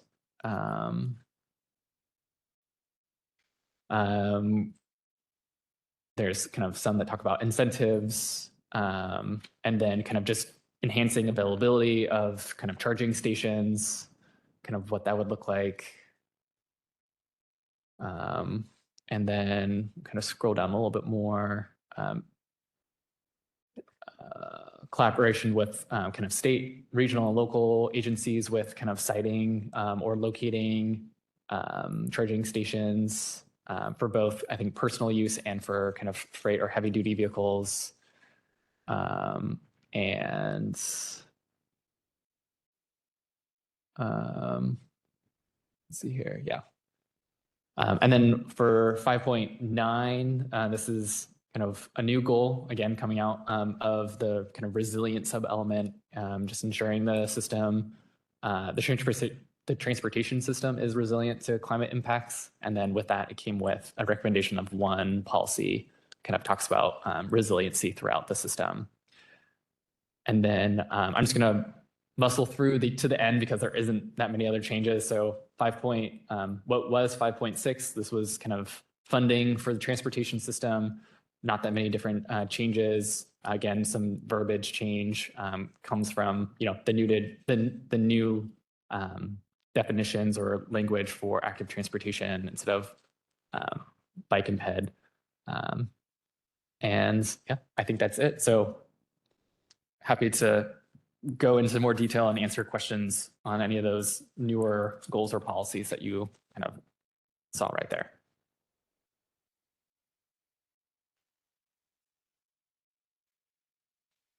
This is Commissioner Baker. So I guess where did we start at? Did we start at 5.46? Okay. So the first question I have, 5.7.1, reduce or remove parking requirements where appropriate to support more dense mixed land use. I mean, it seems to me that this is obviously, because if you can't park your car, then it becomes so burdensome that you don't even want a car. Is that the plan here?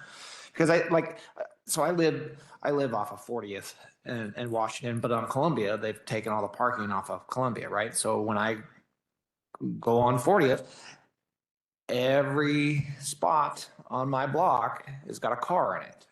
And I know there's some people that aren't able to park in front of their house anymore.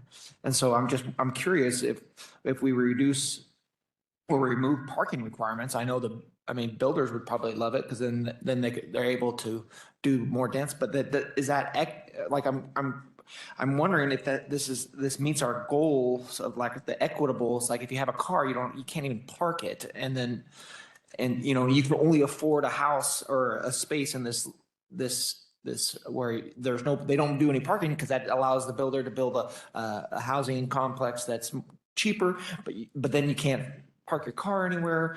And, I'm just wondering how that aligns. And so if you can walk me through that. I think because it mentions support of more dense and mixed land use, I think this could really live in maybe the land use or housing chapter, but because it talks about parking and it's related to transportation, I think we thought it would best fit here. But I think the thought process is to be able to support walking, like more active modes that and maybe shorter travel distances, like walking and biking. You kind of need that density and also kind of mix of uses around you to make that walk interesting or to make it less of a distance to get to those destinations on those other modes. So I think I understand what you're saying is by reducing the parking supply, it could be a disincentive for people to drive to places, because I know when I drive a car, and I'm driving to some place, one of the decisions one of the things that I think about is there parking there? Am I going to have to pay for parking? No, those are the things that we talk about. But I think this one is really kind of getting at providing more of a environment that's more pedestrian friendly and bicycle friendly. So I don't know. Is that kind of your understanding of where that came from? Or Well, Yeah, but I also wanted to add, because I think, Commissioner Baker, your concerns, you're not the first person to raise those concerns as this policy was being worked on in our project advisory groups. And that is why there's some additional text under the first sentence, because there were some concerns on, right? Like right now in the county, you have to drive in most situations, right?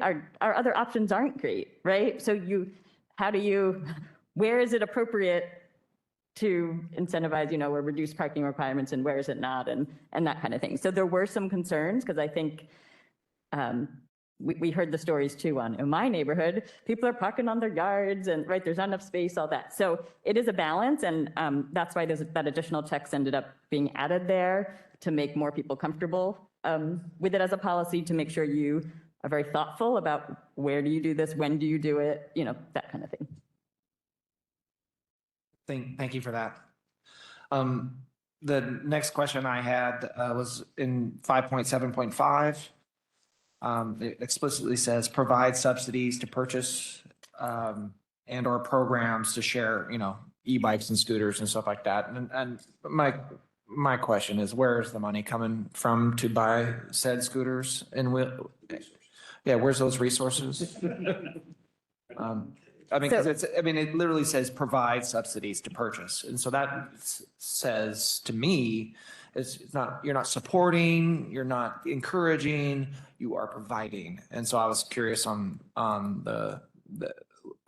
explain that for me, please. Yeah, I think the state of Washington has had some grant programs. So I think the thought would be, if the county were able to do this, it would be because we got a state grant that gave us the funding to be a pass-through, essentially. So what if the state, what if there's no grants or funding available, but you have in your policy that you have to provide subsidies to purchase? What if there is, what if the state has a budget hole because of, they don't have enough taxes, and so they can't provide those grants? What happens when that money dries up? But this is in our policy for 20 years that says we have to provide them.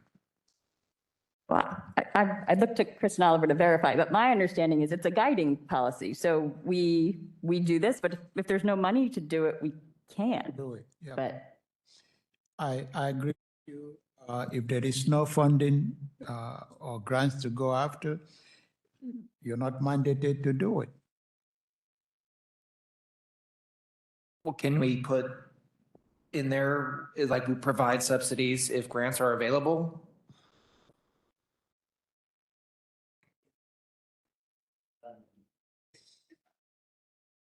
Is it possible to put something like that in there, just to kind of clarify, hey, listen, if we don't have money, we don't have the money. I'm sorry, I can't buy your scooter.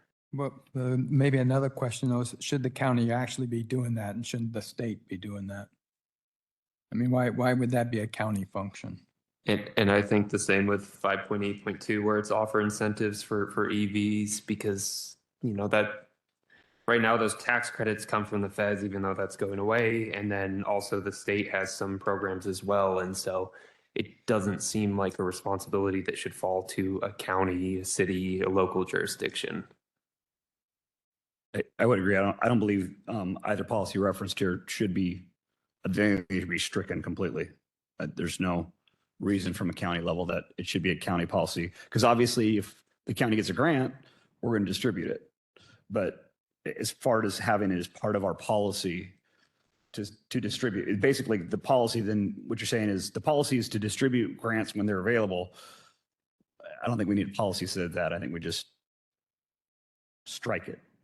So the 5.8.2 and 5.7.5, because it doesn't, I don't think it's a function of our government.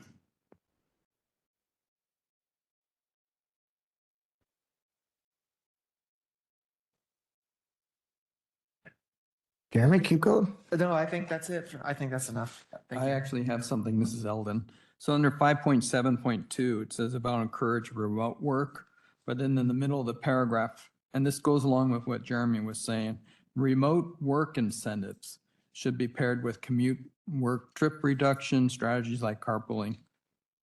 To me, that sounds like the county's going to say, hey, you get a $50 voucher if you prove that you're carpooling or something like that. Here's your incentive to carpool. That's the way I interpret that.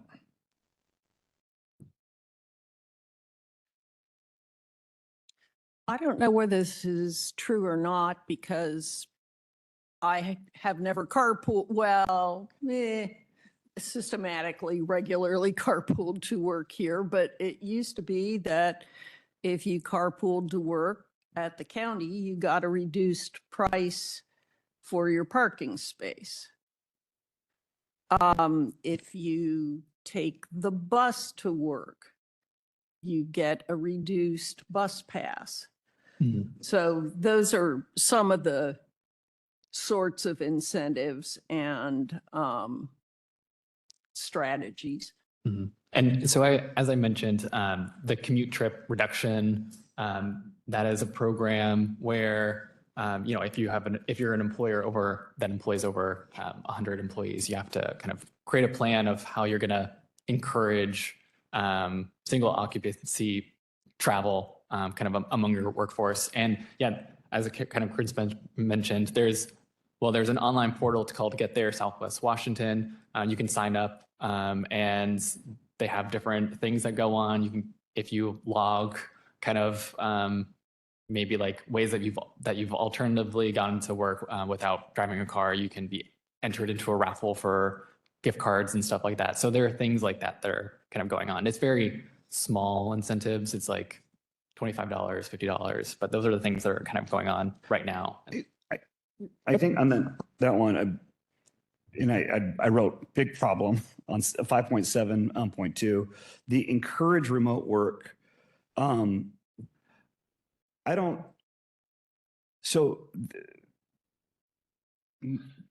new studies that have come out show that remote work is not necessarily a good thing for employers. And I don't want a county policy that's kind of saying something that a lot of the employers are saying, this is really bad for business, is to have remote work. Certainly my experience with agencies that have gone remote, it becomes much, much less efficient. And so I don't think we should be encouraging remote work. I don't think that should be part of our policy. Wrong way. I could add to that. That's interesting. That was my exact same comment. And it's not just necessarily, it's not efficient at all. And this is corporate America. So these are big money makers. And so when the bill was passed, it's funny you said that because I was looking at this going, well, bill was passed probably a year ago, or we were coming out of the big hangover of COVID and its remote work.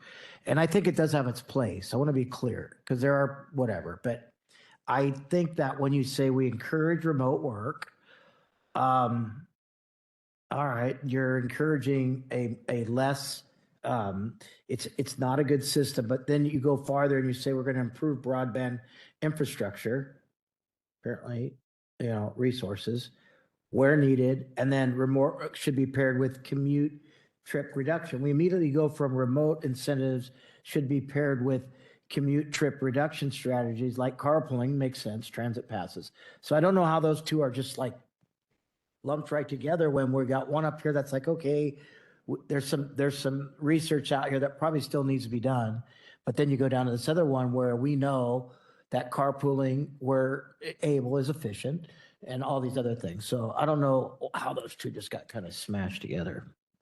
Yeah, so again, this policy came out of the climate project advisory groups. And one thing that came up, we originally started with a policy on remote work and broadband. And then that second part, and the language has changed a little bit, but was added because of the recognition that not all jobs work remotely, right? So I think that the thought was, if you're gonna promote remote work, you also should be pairing it with other options for those that doesn't work for the type of job or it doesn't work for other reasons. So that was how those got stuck together.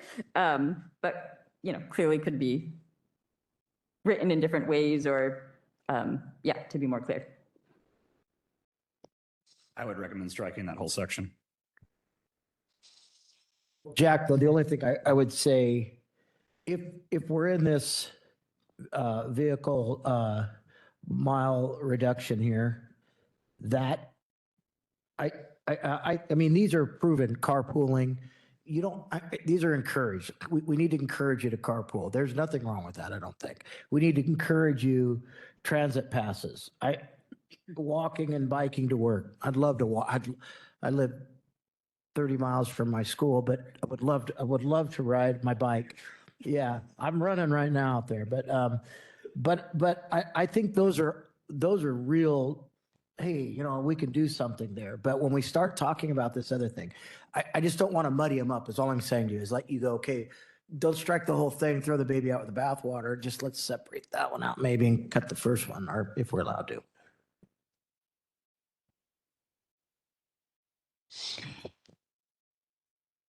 Any more, Brian? No, I was just going to agree with you, Carl. Oh, okay. Yeah, Thanks. with at our company, we're encouraging carpooling. You know, if guys live in the same area and they're going to the same job site, just connect and go to the job site, and that works well and has worked well for us. But yeah, I'm finding the same thing with remote work. We just brought our last guy back to the office just this week after a couple of years of remote work and reduced efficiencies for years. So we're already seeing the benefit of having him back and in the office. And so I would echo the corporate studies that they've had, and having those guys available for the team at the office has just been a huge benefit. Any others? Wow, Jerry. You guys, good job, Harrison. Is that the first time you've been? Yeah, just one last comment. Yeah. Some of the definitional terms that are in RCW, we will do our best to include that in the glossary so that it is very clear. Two, we hear what you're saying. Some of this can be very broad. Sometimes you write your general plan and the associated policies to be very general to give you the decision makers the opportunity to go one way or the other so you don't pin them down. The issue of subsidy, I hear you. Sometimes some bills are passed and the legislature will say, go do it. However, and I can pull up and show you where, if there is no funding, this bill becomes null and void. So if, for example, we provide subsidies when funding is available, you can make that recommendation. We can adjust that. Some areas that you have made suggestion for clarification, we'll take that into account. I don't disagree that there are studies that have shown that remote work doesn't work or there is no efficiency in that.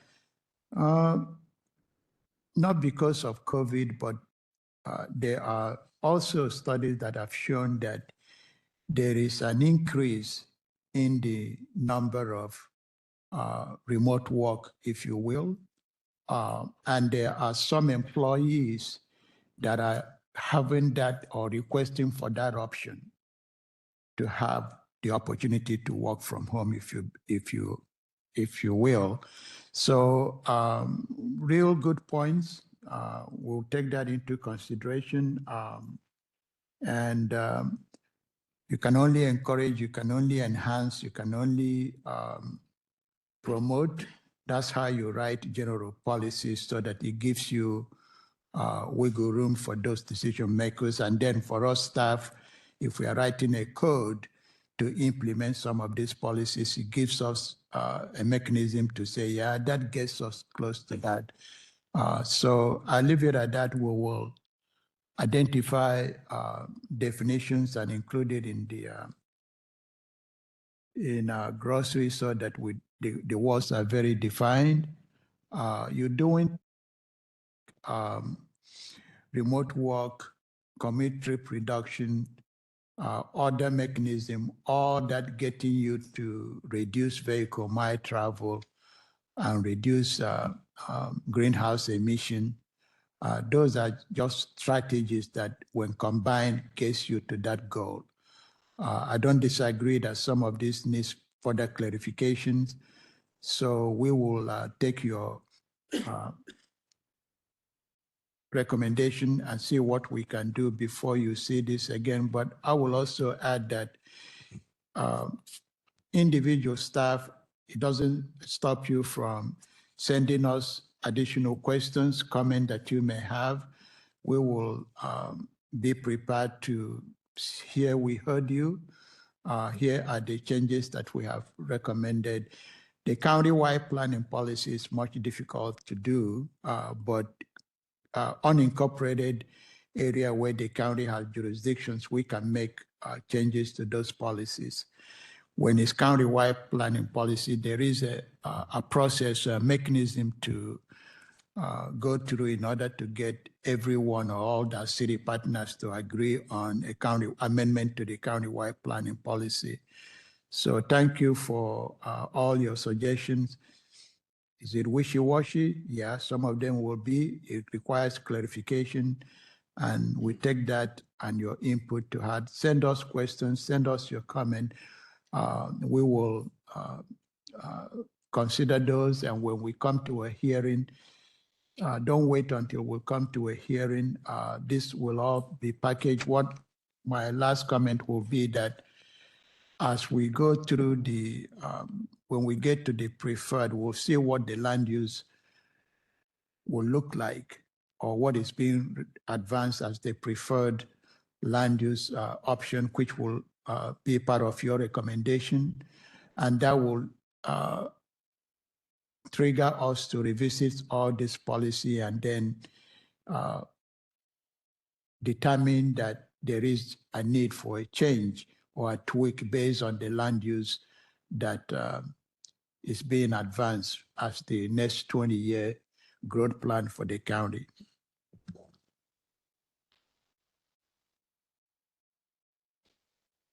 Okay, any questions?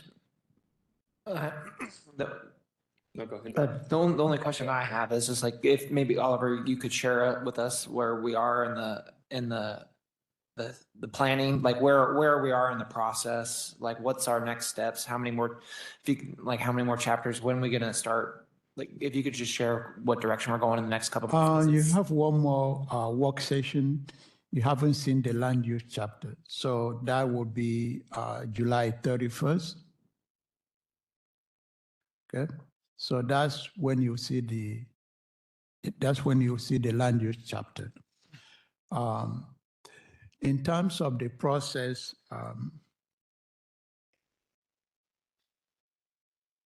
the county, as you know, council made a decision that as part of this update, we have to do agricultural resource study.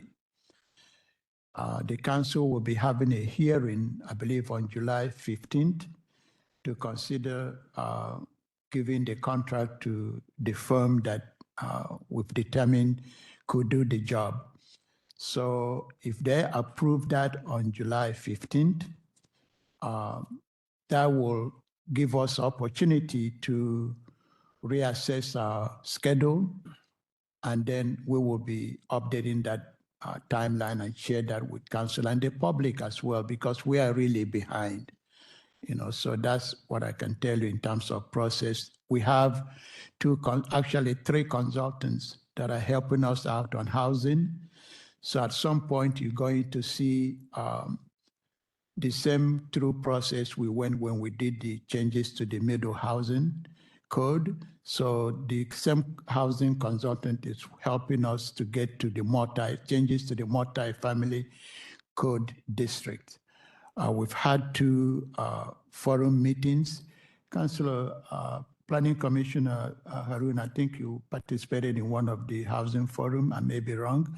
So at some point, the council will be having a work session on that proposed multi-family code housing on July 30th. Okay. And we will come to the Planning Commission and share that with you. That draft was also presented when we have 3 open houses just in May.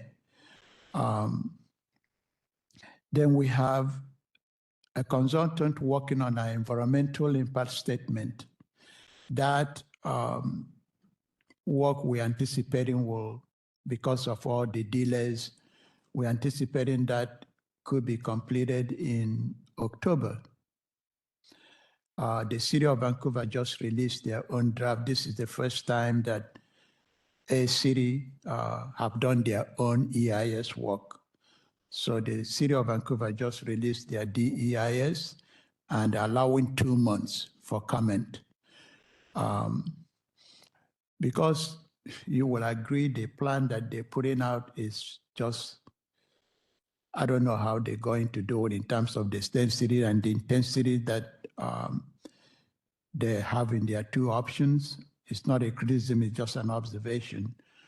So when our own DEIS comes out, the process requires that we allow for 30-day comment, the public to comment on that.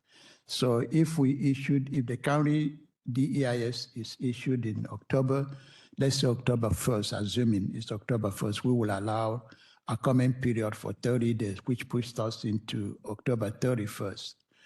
And we will then be collecting the comments, working with our consultant to respond to those comments and sharing that with you. If the public asks for additional 30 days to comment on the DEIS, it is the responsibility of the CIPA official to grant that or not grant that, stating the reason. Often it is granted, I just want to say so. And then that process will lead us into what is good we are supposed to have right now, we have 3 alternatives that are being studied, the no action, option 1 and option 2. Some of those are what the cities would like to see or how they would like to see growth. So the outcome of that work could lead to what is good in option 1, 2, or 3 to get us to what the preferred would be. So that would be part of your conversation. It typically would take about 2 months. Sometimes, depending on the complexity, it could take up to 3 months to finish the final EIS because the majority of the work has been already done in the DEIS. It just comment what is good, what is not, and then how you incorporate that in coming up with your preferred. So if it takes us 2 or 3 months to finish that, that puts you well over next year, if you will. So we are working on how we will update the timeline based on the action of the council July 15. That study was originally to be completed by September 1. That's the timeline that the council gave. However, as I've been sharing with the council and the public and saying publicly that type of study doesn't take 12 weeks. It takes more than that. When this was done the first time, some of you that were here, it took a committee that worked on what we had was agricultural farm group. It took them more than 2 years to complete the ag. It took them almost the same, another group that looked at forest focus group. It took them almost 2 years to complete what area needs to be designated as forest, for example. Mineral lands was another complex one. It took them almost a year plus. When we did the update of the surface mining, it took us more than 3 years to get that completed. We started in 2011 and completed that in 2014. It isn't because they don't know what they're doing, but it just takes time. So I want to stop there. We will make changes to the schedule as we can. Just for y'all, one of the Planning Commission hearings on the surface mining update lasted until midnight. Oh, I remember.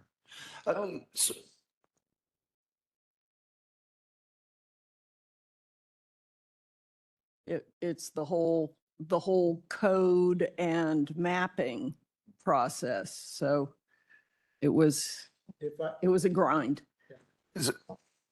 Another thing, we have also another consultant on transportation who is working with my transportation team, and they will be responsible for developing the capital facilities plan to support the plan.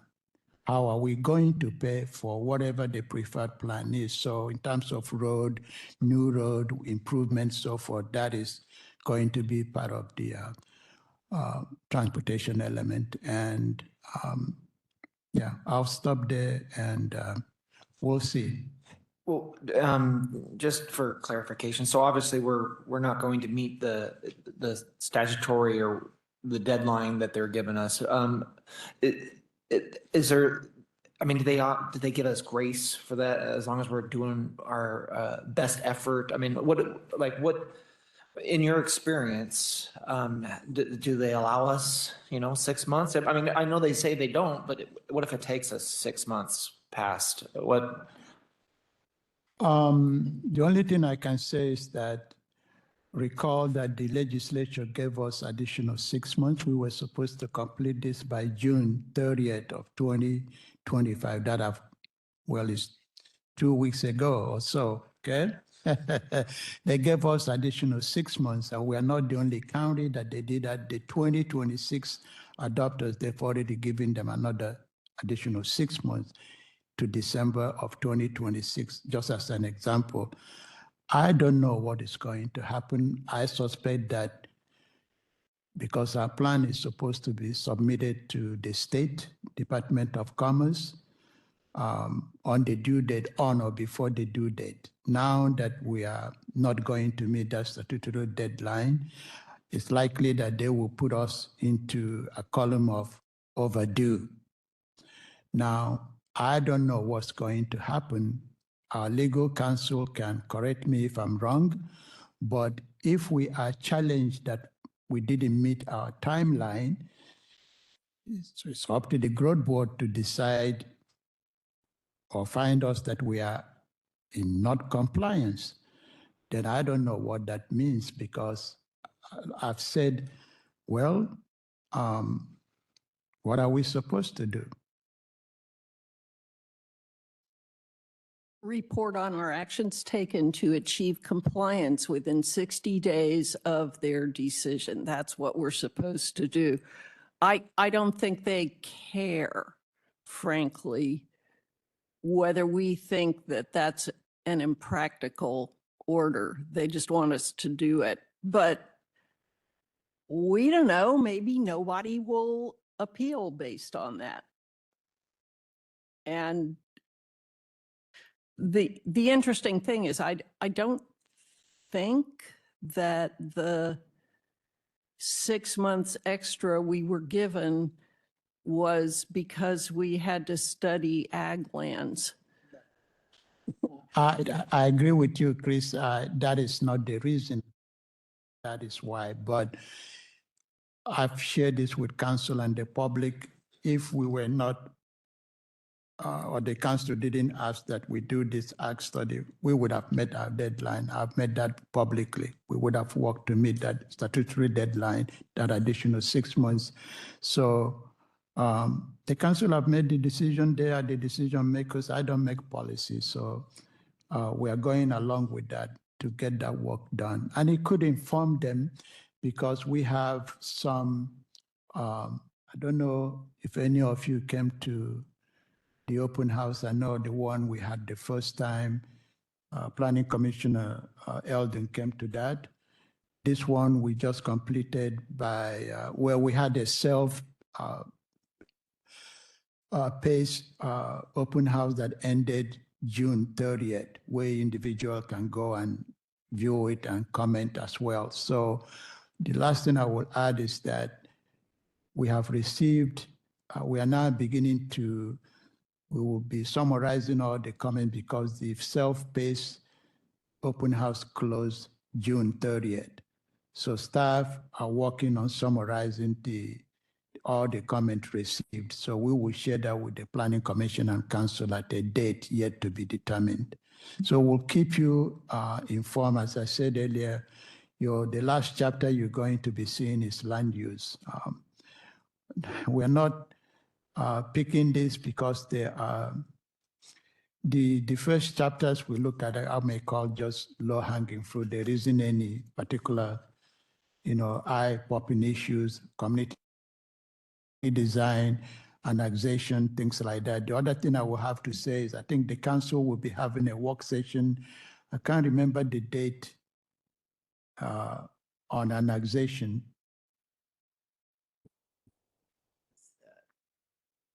Yeah, I think it's the same date we have the housing, which is It could be June, July 30th. July 30th. Yeah. I don't, maybe it will be by the city of Vancouver presenting that because they used to have an annexation blueprint. This may be an opportunity for them to update the council on their next annexation blueprint. Two things. The online calendar doesn't have a 31st workshop scheduled for our commission yet. It was rescheduled from the 23rd. I'm just saying it's not updated online or anything. So I don't. Okay. Yeah. So with the 4th of July, we just moved everything back. Okay, but it's not on. Yeah. Like if you go to the, so that needs to be We'll done. take a look. And then the capital facilities plan that was scheduled for this summer that we're going to look at that. Is that now pushed out? We've already had a capital facilities chapter with you. Yeah, I guess as part of the growth, the 20-year growth plan. I guess that was the. So we brought the goals and policies chapter, the actual capital facilities plan until we get to a preferred. Right. Yeah. So I guess that's what I was asking about, what the timeline is for the preferred. Is that the preferred is now October that we established the preferred? No. So Okay, still So the Tuesday, the contract with the consultant to do the agricultural land study, the new submittal for that to be done is November 4th. Okay. It's after that that the preferred can happen. alternative would happen. So Okay. yes, No, that's all. I'm yeah. trying to shift my. yeah, we're looking at December for, we'll give you the updated schedule, but I don't want to ruin your. The Planning Commissioner Baker, good question. We're working on revising our new schedule based on this new reality.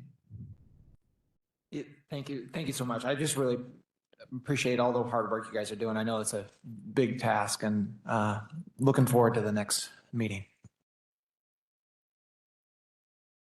Sorry, guys. I know it's late.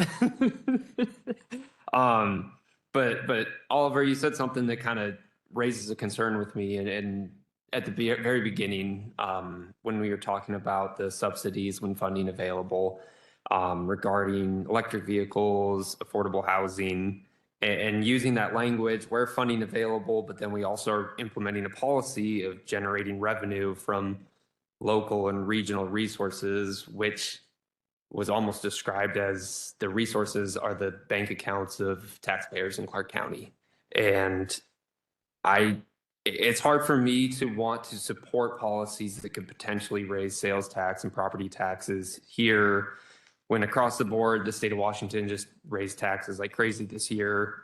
And it just kind of feels like the continual crushing of the middle class to either fund low-income housing and then also fund somebody's $50,000 Tesla. And so I just want my concerns to be out there before we close. I don't think you're the only one that has that concern, Kyle. Carl, Planning Commissioner Carl, thank you. I think those are two different things, if I may say so. Okay. Why? If the state is requiring you to do X, Y, and Z, like some of these policies or strategies, they will have to put funding to that. They do provide funding through the legislature to implement what they ask in local governments to do. And sometimes they make those grants what they call competitive grants.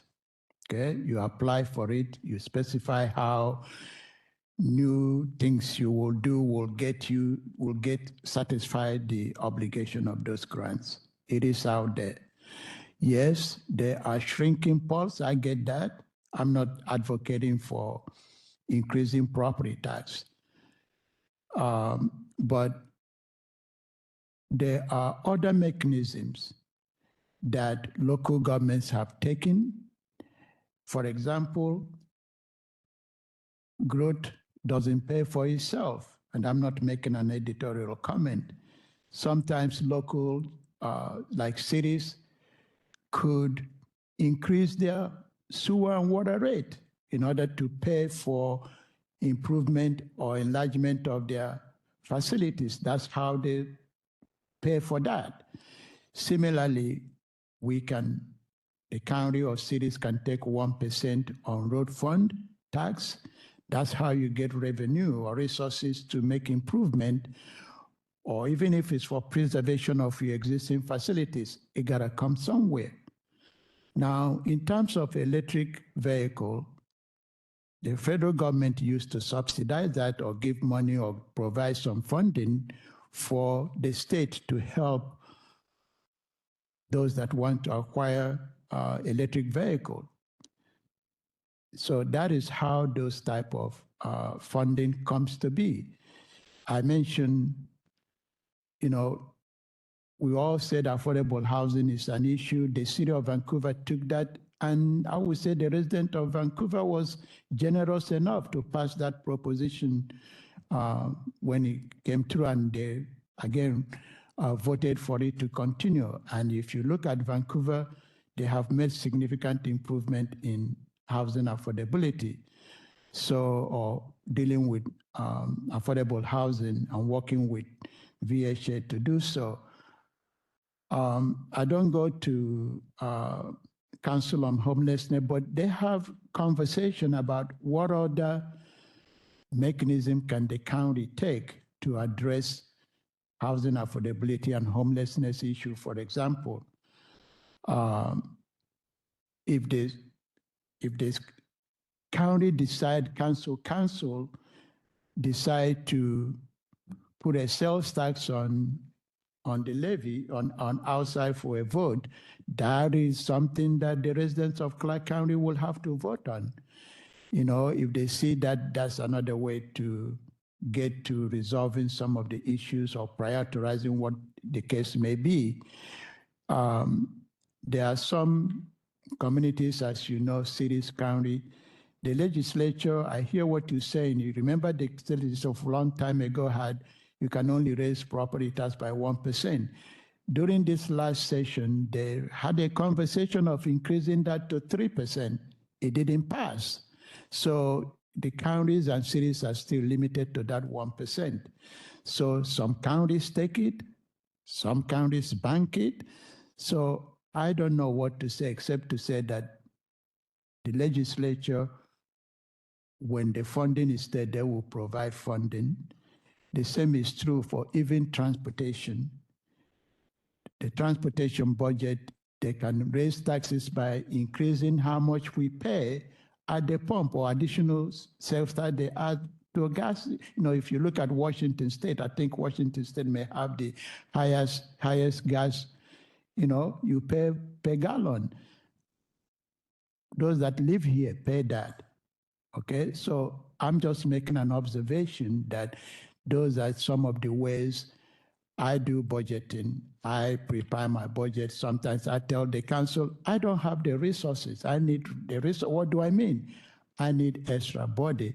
Right now, the council has appointed a new agricultural advisory committee that is going to be on my shop. I got to make some adjustment if I need to do so, or I can go to the council. I said, I need another body to staff that commission. That's what we mean by resources. I don't have to lecture you on that, but that's the case.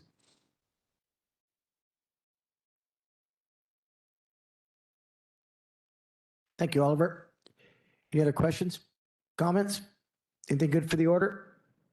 Okay, thank you.